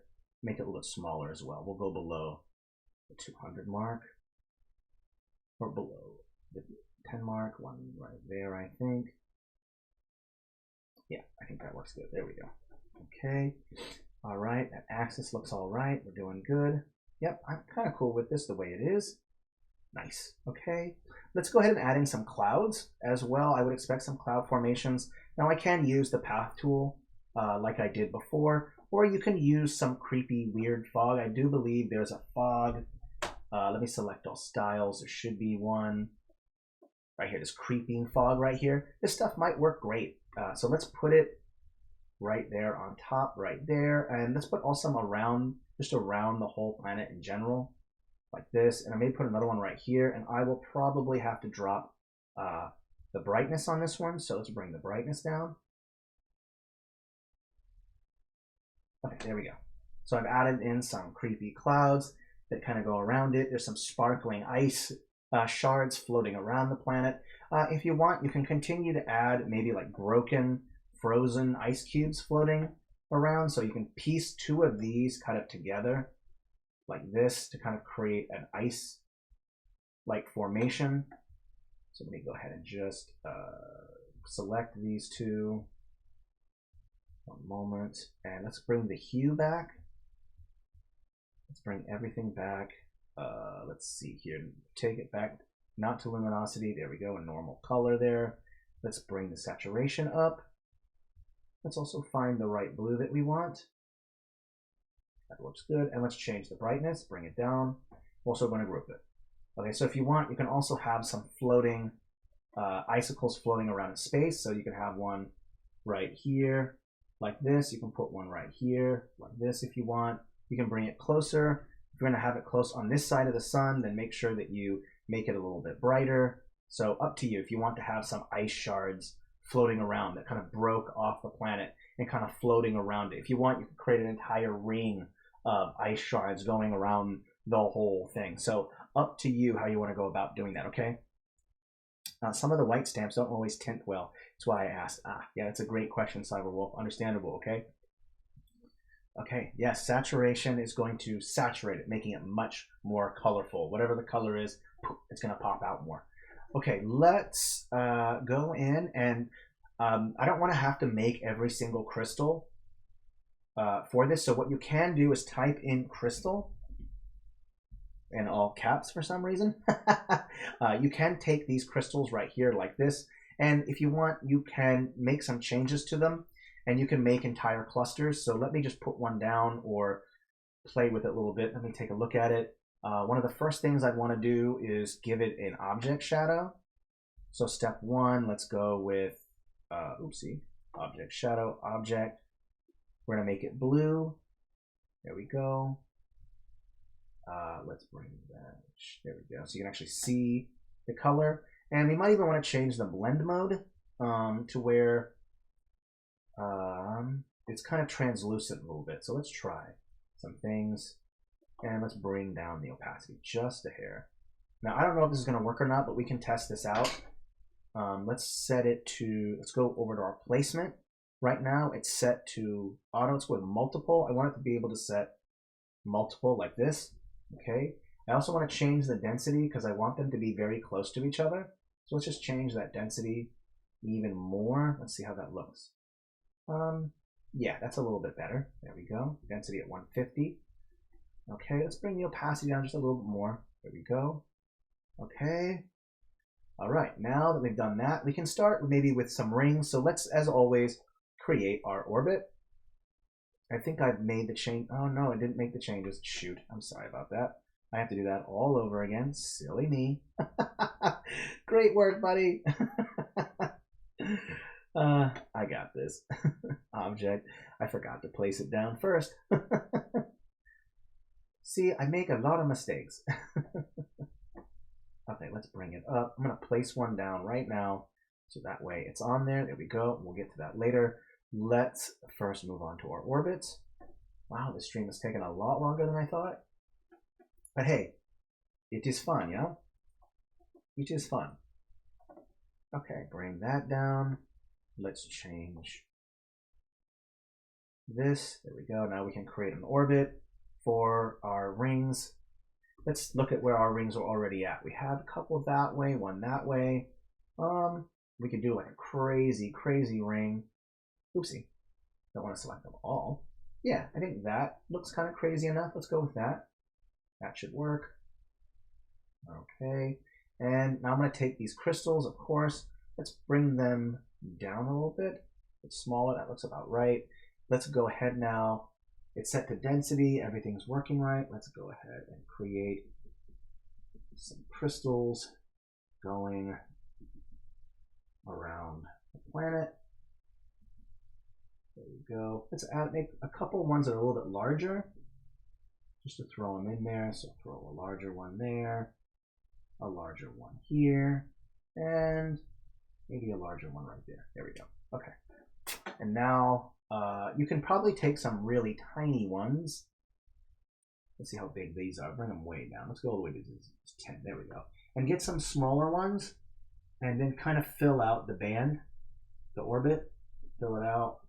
Again, don't go behind it. So just throw in a couple smaller ones, so that way you have the really small debris that continues on the ring, so that it looks like it carries on the ring. There we go. Keep going. Some smaller ones, smaller ones. There we go. Okay, now I can destroy that heraldic circle probably. Let me find it. There we go. I think that's it. Let me double check. Come on. There we go. Oops, that's not what I wanted to delete. Where is that heraldic circle? Let me just look it up. Heraldic. There we go. That's it. And now I can delete that. There we go. Yeah, cool. Now we're talking. Yeah, I dig.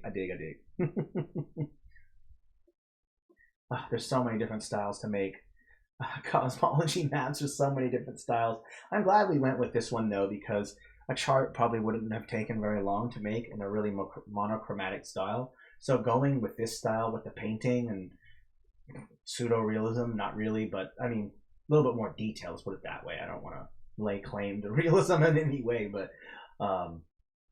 yeah, a little bit more detail makes it look a little bit more interesting and nicer. So we have 2 more planets to do. It's we have about a little under a half hour left, so let's quickly go in and jump into the next planets. I might want to make just some funky stuff.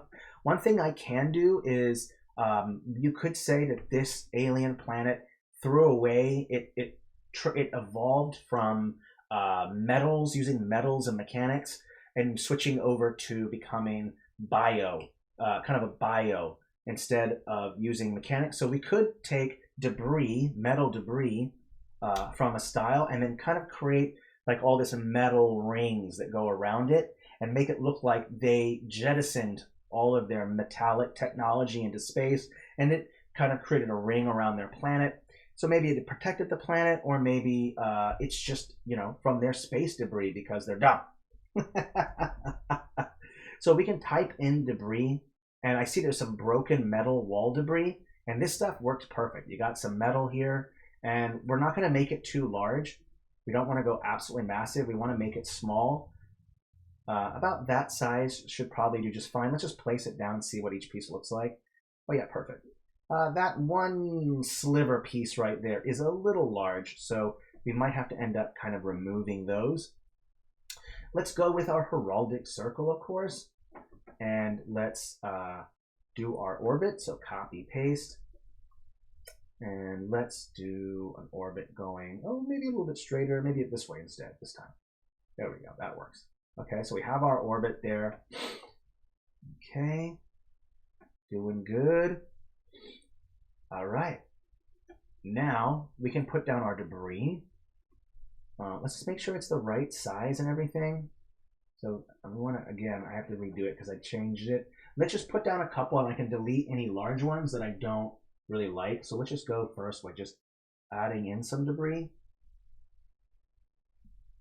Oopsie, I do believe the problem is it's a layer behind. So let's go undo. Make sure this is above. There we go. Perfect. And those larger pieces, we'll remove those. We'll only add a couple of those. And we can even throw in some other stuff as well. I think there's some broken gears that we might want to include. And there's some other mechanical pieces that we can include. So stick with this one. This one can be much, much smaller. Let's rotate this one this way, and we can cluster and move things around. So I'm going to boost up the size of some things and make other things much, much smaller. Yeah, Giga's alien. Giga, yeah. All right. Okay, I want some of these pieces to really kind of pop out. So let's do this, increase that one. That's about the right size. That's around the same angle, so maybe we want to rotate it and bring it down in size. There we go. Same thing with this one. A little too big. Maybe put it in front of this one. Okay. So we have some space debris there in the back. We might want to include adding some other things. Let's see here. There's this giant debris pile here. Not sure how well this would work in space.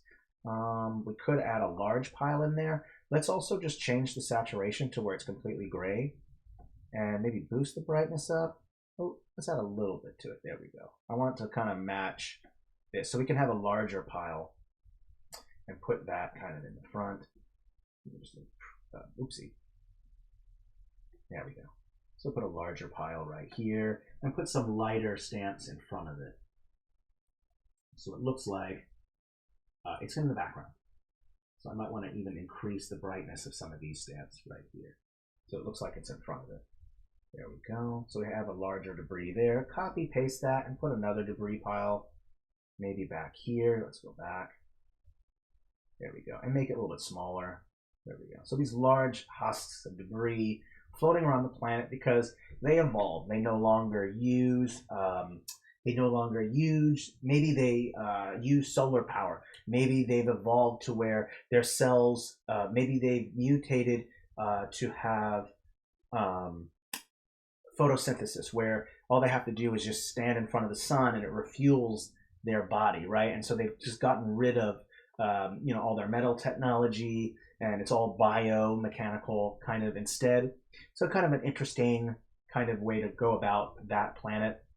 And we can add other things to it, like we want to add another orbit that maybe has a giant junk moon, maybe. There's a junk moon. So we can go ahead and throw that in there, add in the next orbit, and just take a couple of these junk piles and just put them together to make a junk planet.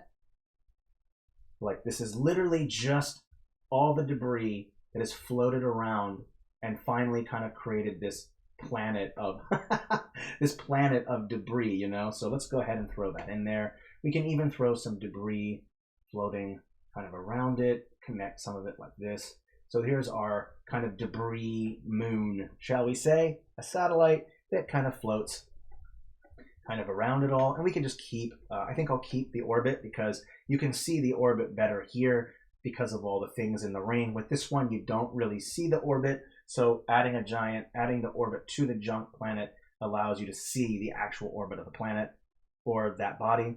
Super cool. I'm digging it so far. 40 changes. Let's keep going. This planet is next. And I think what we'll do is I might include our giant jellyfish on this planet.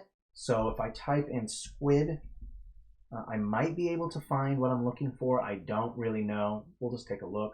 There's a squid. What about an octopus? Do I have that?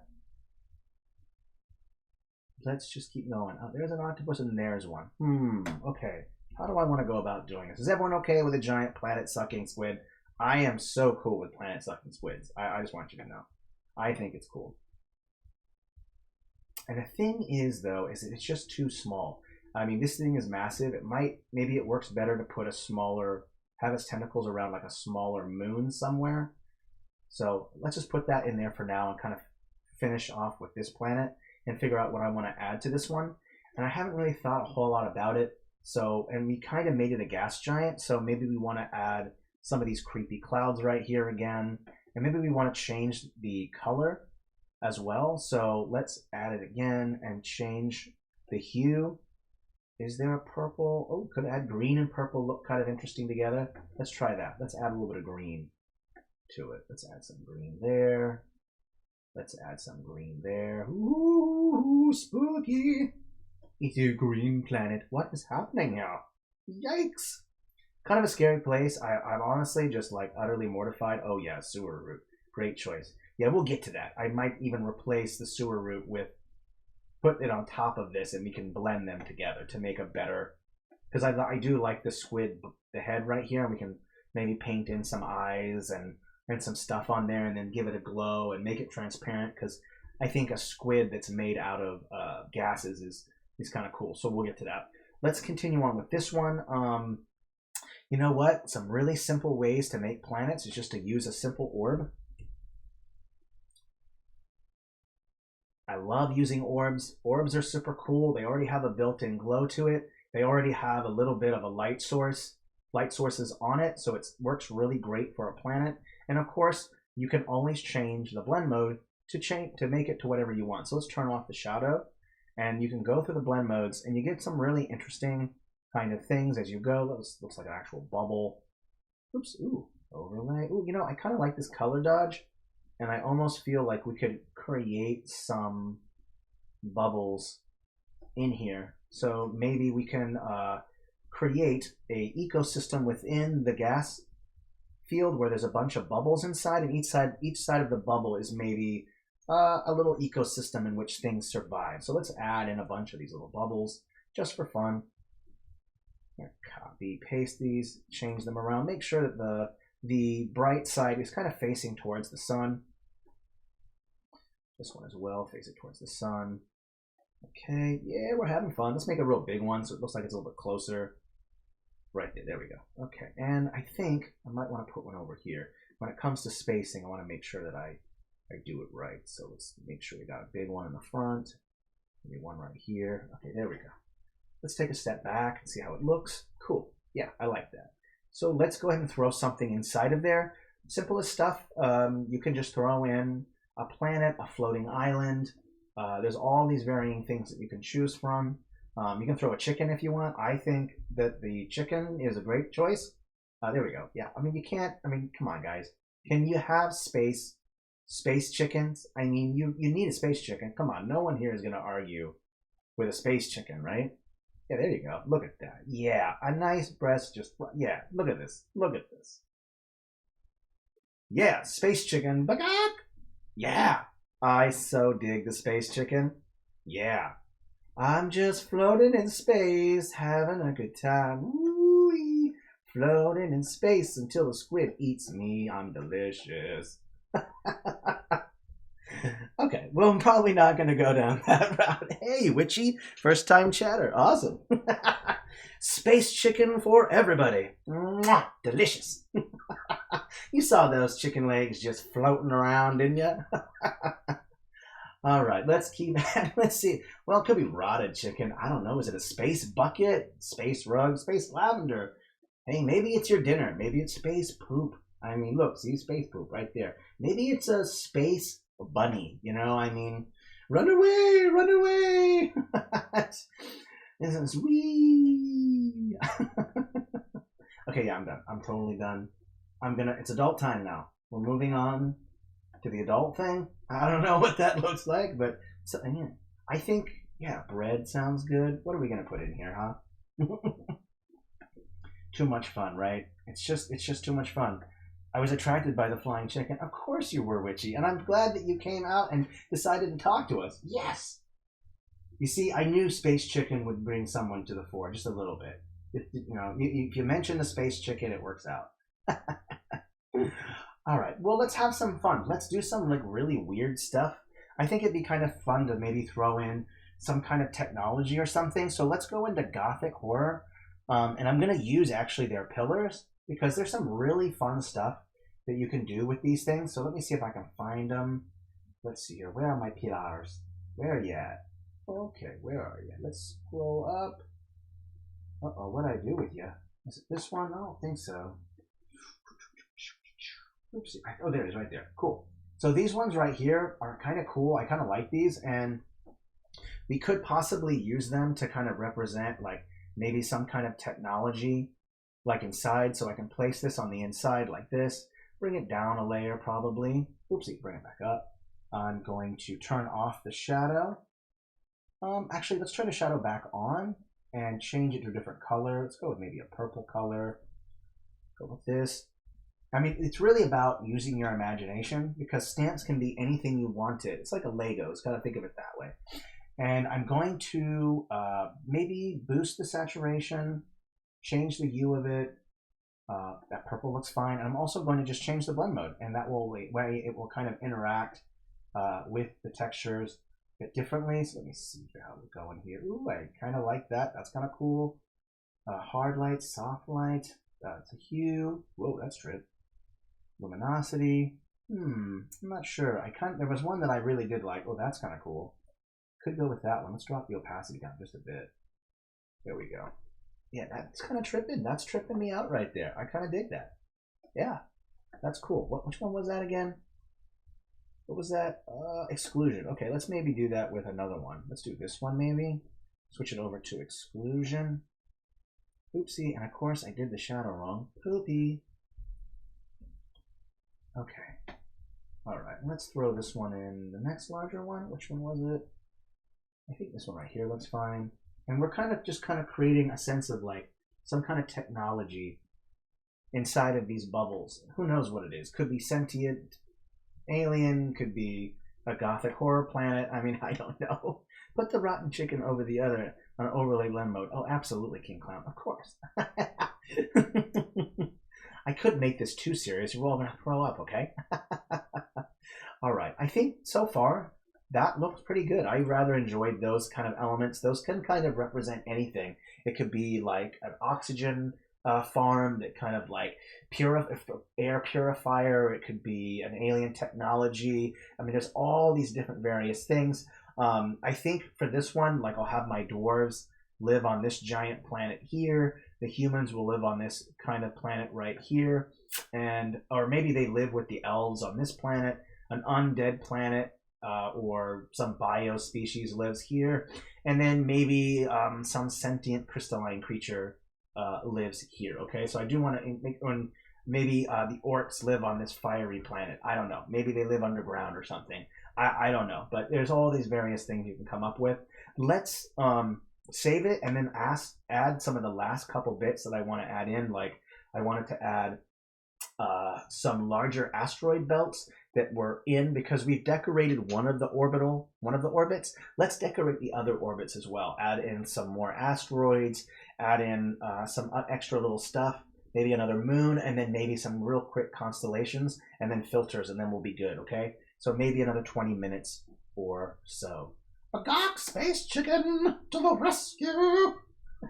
Yeah, space chicken! Bomb, bomb, bomb, bomb. Love it. Let's go ahead and add in our rocks real quick. We're going to continue adding in some debris here. I'll change up all the settings that I did with this one. Let's go ahead and zoom in. Let's make them a little bit larger like this. And let's just apply some real quick to see what it looks like. Okay, add some debris in here. And let's add in a little more over here. Okay, and let's add some along here. There we go. Let's just take a step back. And so we're just kind of decorating just a little bit. I'm going to change the size down quite a bit as well. Go back down, have some smaller ones, and just put some kind of stray rocks just to kind of accentuate more of the belt. Again, probably not realistic, but it is to just give it more effect, right? It's just kind of plain without adding in a little bit more to it. That's all it is. It's just purely for aesthetics, and that's it. Okay, it's probably not close to reality, but I just wanted to say. Okay, let's keep adding in just a couple more rocks in each of the orbits, and we'll take care of our stray space squiddy in just a moment. Don't worry, Space Squid. We will not ignore you. We are coming to help you. Don't worry, Space Squiddy. It's a Squidmeister. It's gonna be helping. Okay, let's see here. I think I've decorated the belts of these quite a bit. I think that's enough. Throw that in there, just for decoration. Looks good so far. Okay. Let's maybe increase the size of our sun real quick. I would expect it just to be slightly larger. So let's do that. Let's see here. Where is my sun? Oh, I can just click group. There we go. And I think the star is there. Let's just boost that a little bit larger. There we go. I really want that to pop out. Go. Sun's a little bit larger. There we go. Looks good. Let's go ahead and also take care of this squid guy. Maybe he's hanging out on an asteroid. I don't really know. Let's put him on top of this asteroid right here. And maybe he's sucking the gases out of this comet or something. I don't really know yet. Let's see here. And we can also put them off in the corner somewhere, in the reaches of space somewhere. Let's put them off this way. Kind of Just like, yay, you're delicious.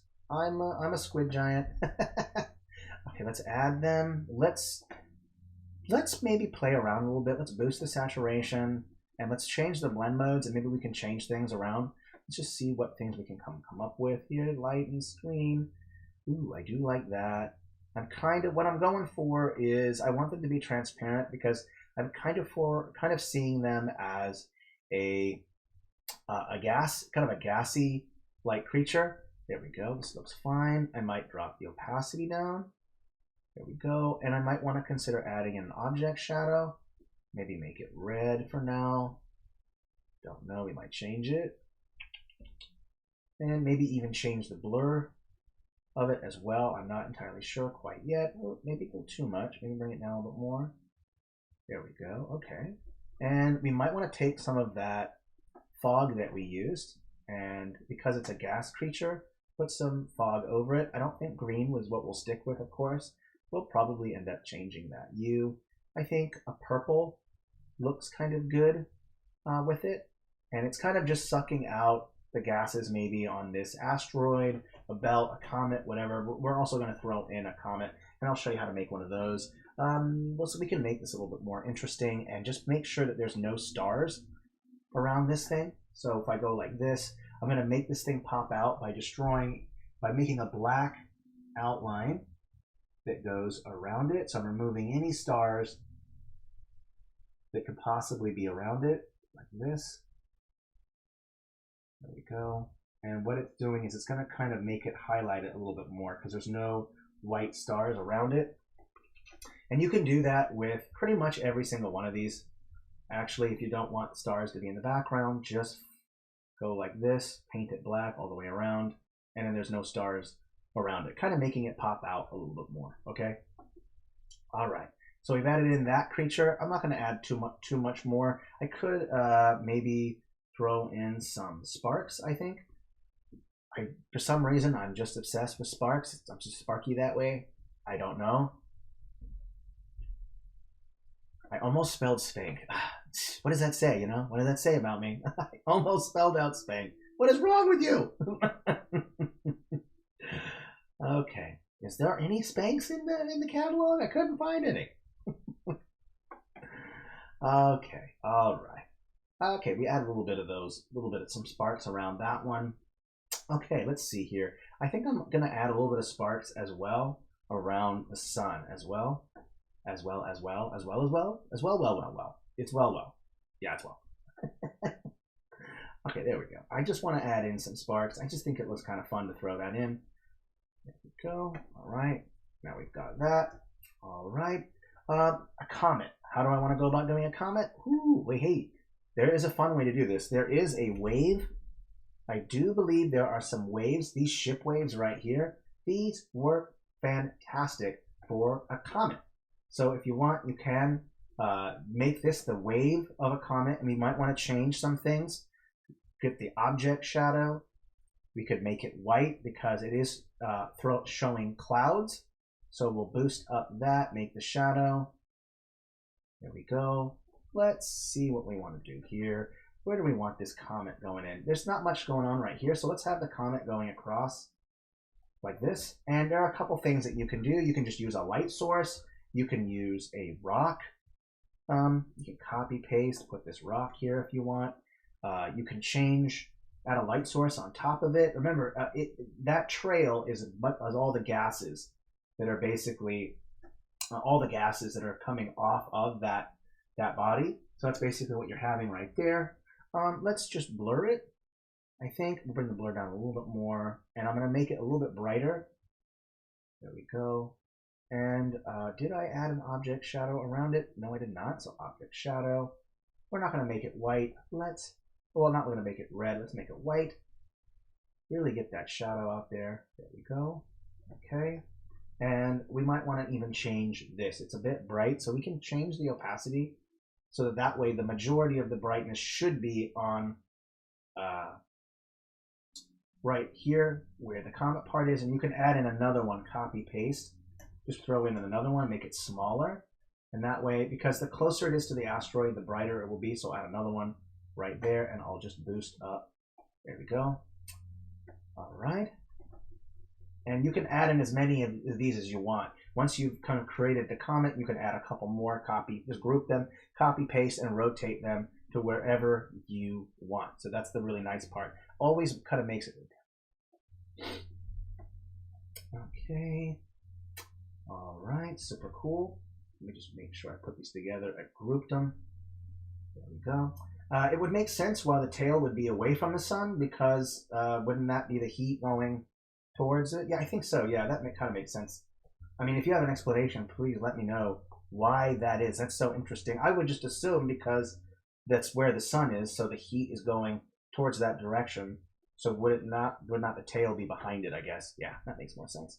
Solar winds. Ah, solar winds. Cool. I love it. That's so cool. And again, if you've made a couple of them, you can, even make like an asteroid shower. So you can put some smaller ones, maybe one right here, rotate it, copy, paste, put another one of a middle size in right here if you want. Up to you how you want to go about it. Different ways. You can add a lot of them. So now you have like a couple floating that way. We're at 69 changes. We're going to save that. And I think we're going to add in the last bits. And that is just we're going to add in some constellations real fast. And then I'll probably label a couple things and add a filter. Because we've already gone 2 hours. I don't want to go any more than that. So probably about 15, 20 minutes. Bear with me. Thank you, everyone. I appreciate it. All right, sweet. Okay. All right, last bits. Let's go ahead and throw in our constellations. And I'm just going to use animals from the fantasy. I think it's in Fantasy World. Excuse me. Let's find out. Let me check. I do believe they're in here. Maybe they're in parchment. No, they're here. Perfect. Okay, so we can take some of these and actually use them to make a constellation. So I'll make it nice and big first so I can kind of see it. And of course, I'm going to probably want to drop the saturation, boost the brightness so that it's white. I'll drop the contrast to make it even more white. And I'll also drop the opacity, okay? And then from there, all you have to do is just make a couple stars and put some lines together and decide where you want things to be. So we can put like maybe a bird right here to represent that constellation. And unfortunately, I have to do all those changes again to the next one as well. So I have to maybe put a coyote in here. Okay, let's make it nice and big, put it down. And I'll obviously want to change the saturation, brightness, and contrast. So there I have one right there. And I can put it anywhere I want, maybe right here, riding along this belt maybe. If you want, the eagle, this bird can be right here, like that. And then we can throw in another one. That's the real cool thing about is that you can throw in all the various creatures that you want to use. Wolf, that one, elephant. Let's go with the snake. I do like the snake. Maybe put that over here by this one. Well, there's none over here yet, so let's put one over here. I'll put that down first. Again, have to make all those changes. Saturation, brightness, contrast. There we go. This one goes over here. Let's throw in one more. Let's throw in one more, and then I'll show you how I make constellations. You can even use one of these if you want. If you want to have some strange creature for a constellation, that's fine. Again, you'll have to do all those changes with saturation, brightness, contrast. Okay, there we go. And I think this one's a little harder to see, and I see there's a blur on too. My bad. That would explain why these are so blurry. Oops, turn that blur off. My mistake. Turn off that one as well. I don't need the blur on. There we go. Much better. My mistake. Let's bring the opacity up a little bit more on this one. And I'll bring it. Is there anything in this current belt right here? Doesn't look like it. Let's put one right here. Okay. So step one, you put down where you want each one of your constellations to be. And I'm going to take that black texture again and just remove any stars that are behind it. So that way I don't drown out the important stars that are going to be in the actual constellation. So I'll destroy just by putting black all the way around each one. I do not want stars to be getting in the way when I'm doing the constellations, okay? Same thing with this one. Let's just put black all along here. Okay. Now, once you've done that, you can start putting down your stars, and you can use whatever you want to be a star, a light source, a bubble, all kinds of things work for a light source or for a star. I'm just going to use a light. It makes the most sense. So let's go back into Fantasy Battle Maps 2.0.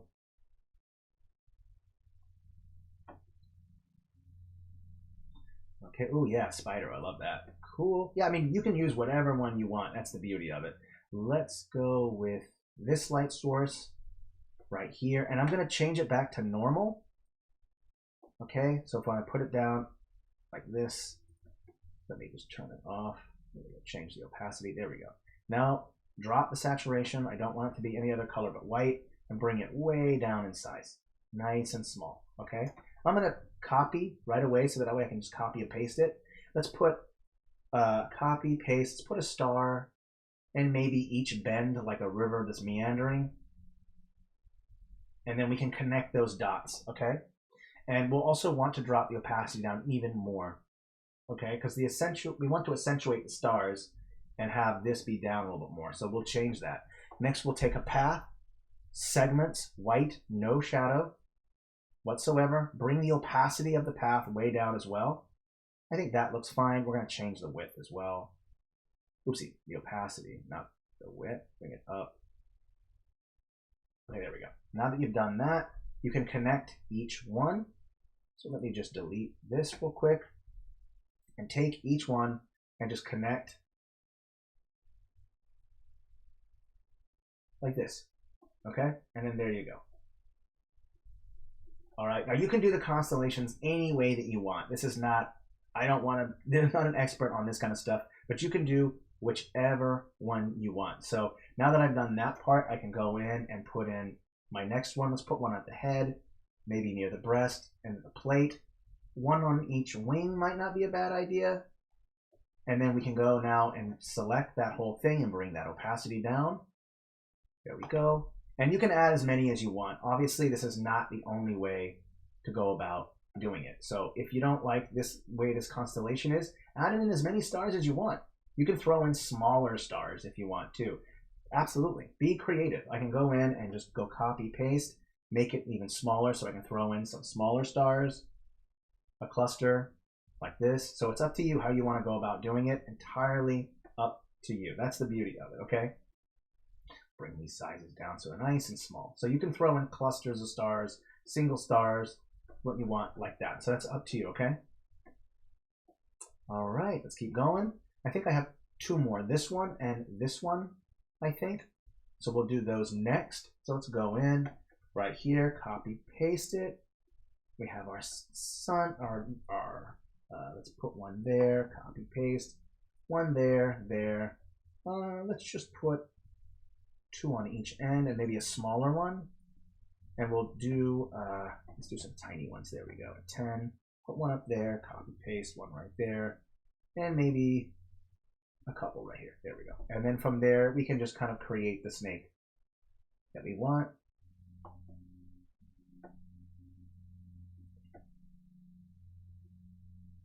And again, change them as you see fit, okay? I'm just going as simple as possible. Just trying to speed up the process because we still have a few things to do and I don't want to miss out on those. So more details is up to you, okay?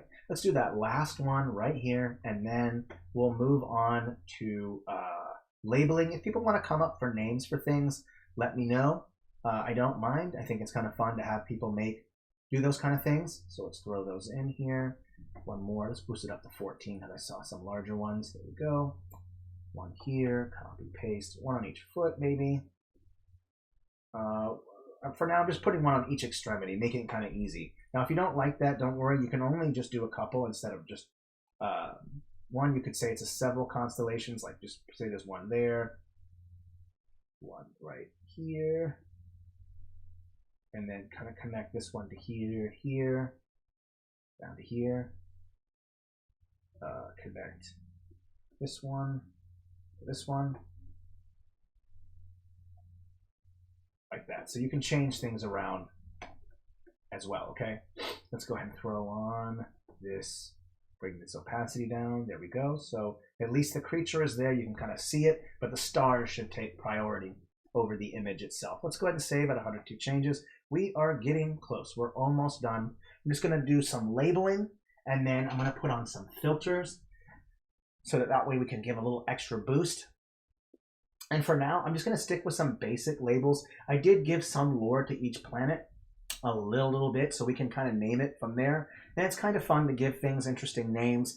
When it comes to labeling, it's up to you. I mean, you can draw inspiration from Greek mythology. You can grab inspiration from a whole host of things. So it's up to you where you want to go about it. So I'm going to type in sun real quick. Oopsie. That would be it. That is not what I wanted. Naughty, naughty. Let's go ahead and type in sun for now. Oopsie. Why are you not typing? You silly thing. What is happening? We'll go with soul for now. I think. Oopsie. There we go. So there we go. Let's change that. Put soul over here. Copy. Let's do another one. I don't know what this is. What we'll call this igneous for now. No, I can't think of a good name at the moment. But if some people come up with something better, let me know. I do not mind changing it. Since it's a little bit smaller, we can maybe change the text down. So this sun is quite large. Since it's the kind of centerpiece, we can go with the text being a little bit larger. If you don't like that you can see the belt behind it, you can change your outlines to where they're nice and wide, and this way they kind of create a border around it. So if I put this in front, you'll notice there's this nice thick black border right there. This black border is extremely useful if you don't want something to be covered, because we're using a black background. So by adding black like this, I can make sure that anything is behind it isn't really obstructing that label. Okay, and you can do that with all kinds of different things. I'm not going to go with that thick because most of the background is already black, and so the outline works just fine for there. Okay, let's go back. Yes, I know I spelled igneous wrong. I know. Yes, I know. All right, let's keep labeling our planets. We can call this Taran. I'm just keeping things simple for right now. You can change it to whatever you want. Let's call this one Frigald or Frigil or Glacius. Just for now, I'm just sticking with some easy names. We'll change them as we see fit. Okay, we can call this one Gaseous or Flagellants. I don't really care. This one, you definitely want to wear a mask when you're floating around. This one, okay, just stinky, icky. Okay, just a heads up. I don't know what sure to call this one. Maybe a strange name. Someone said Giger, so let's maybe just stick with that. I kind of like that. Let's see here. Where else are we here? Have we given all the planets names? I think so. Yeah, good so far. We're doing good. Yeah, I like it. I'm digging it. Let's also maybe throw in the names of this thing, so we can call this a gas squid, or a gas giant, or gas calamari, or gasamari. I don't know. We'll call it gasamari. There we go. Gasamari. Oh, Gasamaru. Oh, I like that. Gasamaru. Yeah, keeping that one. All right. Yeah, bad guy. I'll make it a little bit smaller too, because it's not a planet. It's kind of more of a feature in there. Let's go in and also label in these comets. So I could call this one. Let's just have fun. Just stick on one for sure. I know Halley. Everyone knows Halley's comet. That one's for sure. This one can be called Razzle Dazzle. Whatever the heck you want. You guys know I can't take anything seriously. I can't take anything seriously. Julius. We'll call it Julius. I don't know. We're not going to pick names here. Okay. Next part then is also to kind of label an asteroid belt. So I might want to define an asteroid belt a little bit more. Oh, Malleus. Oh, I like that. Where am I? Which one is Malleus? Which one is Malleus? Tell me. Cyberwolf, let me know. And I will rename it. I love that name. Malleus. Malleus. I'm going to quickly make a more defined asteroid belt by throwing in a lot right here, and then I can throw in some curved text and then call it an asteroid belt. Normally, the asteroid belt wouldn't be in the same as an orbit of a planet. You might have it off to the side, but I'm not going to worry about that. That's just a lot more that I have to do. So for now, I'm just going to go ahead and type in asteroid belt, or we can call it the something belt, Hercules belt, whatever you want. Hercules belt. Okay, and then of course I'm going to add some spacing, and I'm going to curve it, of course, and that way it kind of sticks with it, and I can put that just right there. And this is where you might want to consider having that thick black outline, because it will you'll notice that the black will go right over, so that way it really sticks out and you can't miss it. So Hercules belt. There you go, okay? Curve text, and I would curve it to the point where it kind of goes with the bend of the orbit, or wherever the belt is. Sorry, there we go. Let me just curve. There we go, Hercules belt. Yep. And again, if you want to name your orbits, you can label your orbits, all the various things that you can do. Thor's belt. Oh, I love that. Let's go with that. Thor's belt. Good one.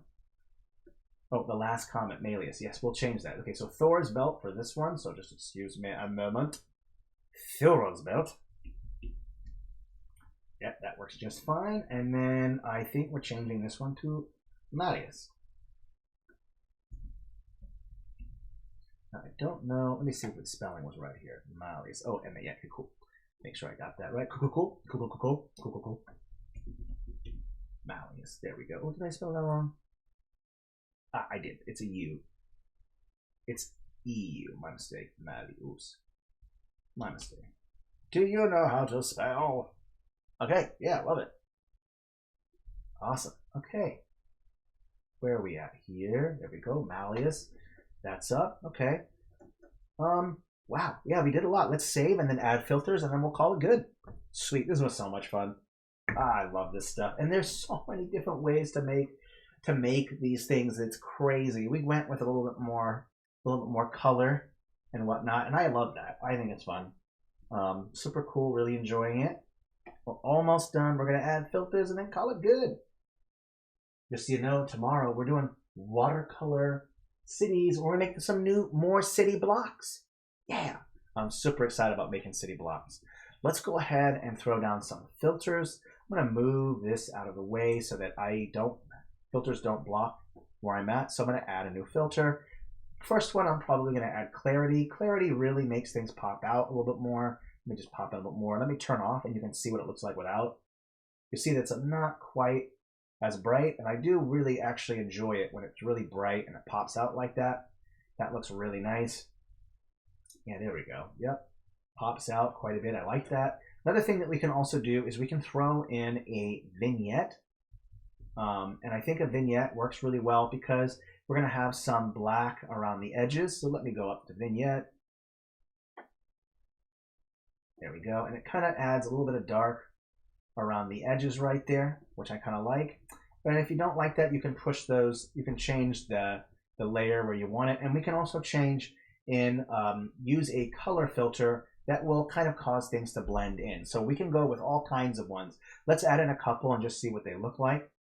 There's a saturation that's going to really boost up that light. Faded is going to like fade out a lot of it. It gives it a little bit more of a different feel to it. The light doesn't pop out, but I do like the overall how that looks. Kind of interesting, right? What that filter does. There's sharpness, which is really going to bring in, if you have some light sources, it will kind of make the light sources kind of pop out a little bit more. Let's go with sepia. It's going to add kind of a yellowish kind of color to it, which kind of removes kind of the color, kind of defeats the purpose of all the color we did, but at least it makes it look more like a diagram because it's more monochromatic. There's grayscale, which will remove all the color, so it'll just be gray, black, and white. It'll probably be a little bit brighter, but it does still look really cool, right? Even without color. So you can choose which filter you think works best. Winter is going to give it a little bit more of a blue feel to it. You notice that it's kind of very blue now if I remove it. So it's kind of drowned out a little bit more of the yellows, just a little bit drowned out the yellows. We can also go with red sky. This will give a reddish kind of hint. It's really going to help to accentuate the warms. So like the red here, the sun, really that red sky really helps to bring that out. I also think that it even adds a little bit of red to this, making it a purplish color, which is nice. It gives a red tint to kind of the cloud formations here. All the light sources kind of have a reddish tint to it now with that red sky. Red sky is where I'm kind of leaning towards. If there's any blend mode that you see that you like, let me know. We can go through it again. Red sky is my favorite, but we'll go through a couple more. There's obviously a night scene, which is going to make it a lot darker. There's overcast, which will give it a slight bit of blue, a little bit of green. Parchment, which is really going to give it some heavy, heavy reds. So if you really liked that red sky and you want more parchment, and there's cold warm, which is going to give things some real purples. So it's going to add purples to the black right here. It gives it some purples. Really, the purple really helps with this planet in this far side, gaseous and glacious. They really pop out. So picking that blend mode that you want can really help. I think I like cold warm. I might consider adding a red sky as well. So I can pop that on as well. And if I wanted to, I could also give things a grain feel if I wanted to, or add in some things to make some more texture. So to add in more texture, you can use things like, let's go in with texture filters plus. And if you go into the catalog, you'll find some stuff under parchment. And you'll find old paper if you want. Now, you might have to change the blend mode, of course. So we can go to overlay. And it will add a little bit more to it. Let me go ahead and push it down to the bottom layer. I don't want any of the stamps to be affected by this. So I'll bring it down quite a bit, all the way down. So -5, and only the texture in the background will be affected by this and not the planets themselves. Unless you liked that, we can boost that back up and just see what that looks like. Red sky at a higher opacity, absolutely agree. So if I bring this all the way up, you'll notice that the artifacts now are also right here. See the artifacts right here? Watch what happens when I turn it off. You won't see these artifacts. So if I go in right here and add it, it adds in some really nice artifacts right there. Same thing here, you'll see some artifacts on the halos, and that can look really nice if you want. You can really get some artifacts right on top, giving it a little bit more texture to it. That's one way you can go about it. I personally kind of like that, but you can change it. If you wish, you can change it to repeat. The texture will change a little bit. That's up to you. I personally like that personally, and I think I also added in that red sky, didn't I? I did. Perfect. Yep. Okay, let's just take a step out and take a look. One last thing you can do is that you can increase more depth by adding in one last massive light source that kind of goes over the sun. So I'll add a really, really big one. This is the last thing, and then we'll call it good. We're going to add a rather large light source. Okay, it's rather large.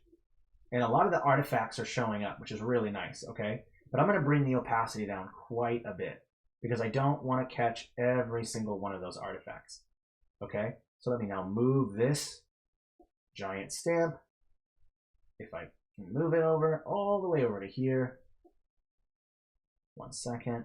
With all those filters on, it's kind of laggy. Okay, there we go. And what this last bit is, it kind of creates that last halo that goes around, giving it that last bit of artifact. And again, it's just that halo that it kind of creates. There we go. Let's take a look. Now, are people okay with this so far? This is all right? Let me know if you do not think this looks good. I can change it. I don't mind. Personally, I think this is okay. Just want to make sure that that sun really, really pops out. Okay. All right. I think that's it. Let's save. Sweet.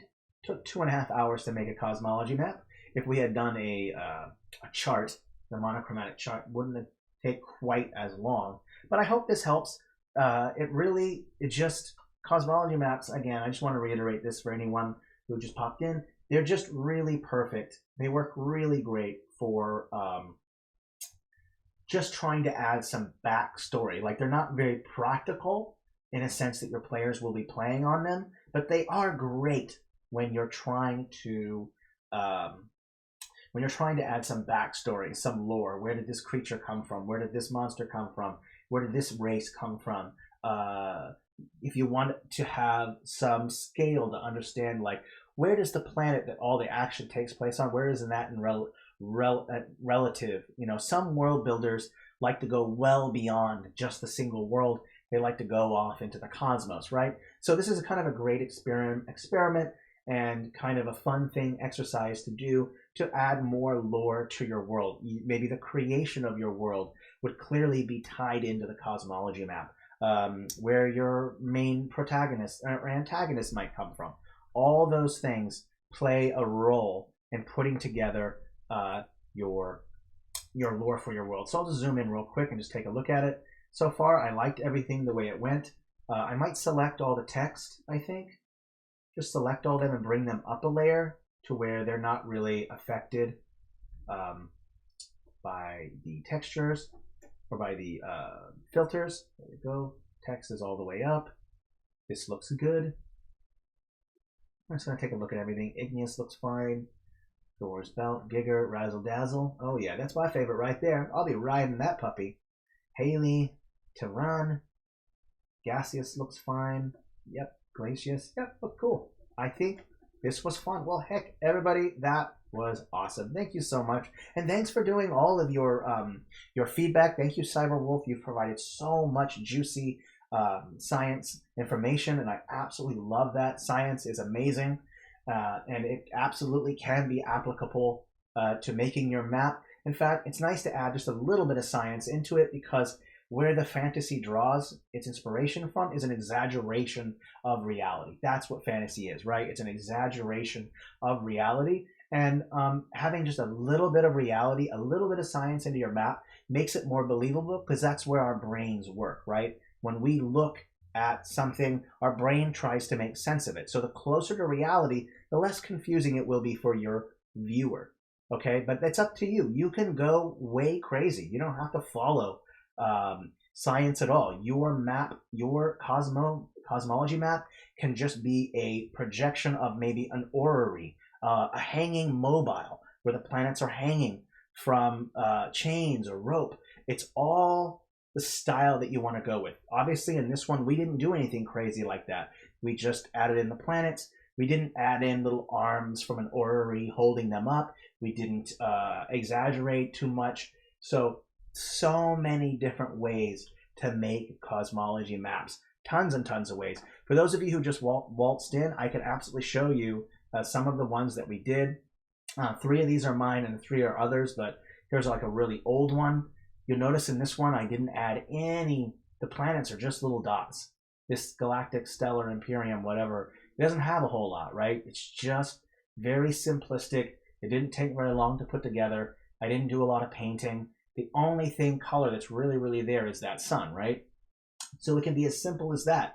If you want, you can go more complex. You see, I went with something very stylized. I had chains holding down the planet. The orbits and the rings are perfect circles instead of ellipses. I used a funky looking custom stamp for my sun. It's not at all close to the realism that we did in the last map. Same thing in this one. All I did was just use a simple spiral to represent the spiral of the galaxy. I threw in a sun, a couple orbs, and some banners to represent the faction of each planet.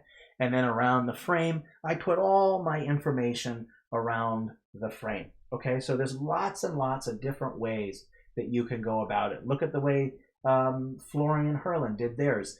They created wormholes going to each planet. And to show that they're a path, they even put a ship there to kind of represent. These are kind of wormholes leading to each planet, right? With this one, done by Tristan Snare, this one's super simple. They just use symbols to represent the planes or the planets or whatever. They didn't have to go into complex painting and adding all these stamps and textures. They just made a very simple chart, right? Nothing complex. Look at this one by Reservoir. It's just a very simple parchment cosmology map that just use very simple heraldic circles and just pieced them together using paths and text to kind of create a very, very simple cosmology map. So that really is as fun. That's really just how fun it is. The options are limitless. So explore, try new things. Make sure that you go onto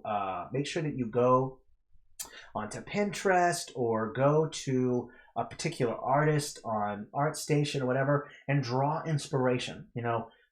Most of the time you're going to draw inspiration from a chart that you saw in maybe National Geographic, or you saw a NASA chart, or you saw a cool fantasy astrological map that you saw on Pinterest. Whatever, draw inspiration. I drew inspiration from a Francesca Barald map for this one. I drew inspiration from Warhammer 40k for this one.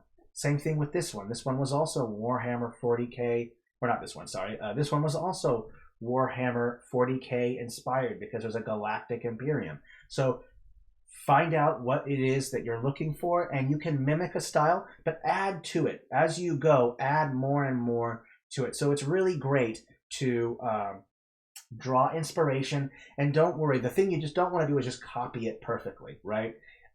Everyone gets inspiration from other people. That's how art works. It's a collective endeavor. We all draw inspiration from reality and from everything that we've seen, right? So that's where that art inspiration comes from.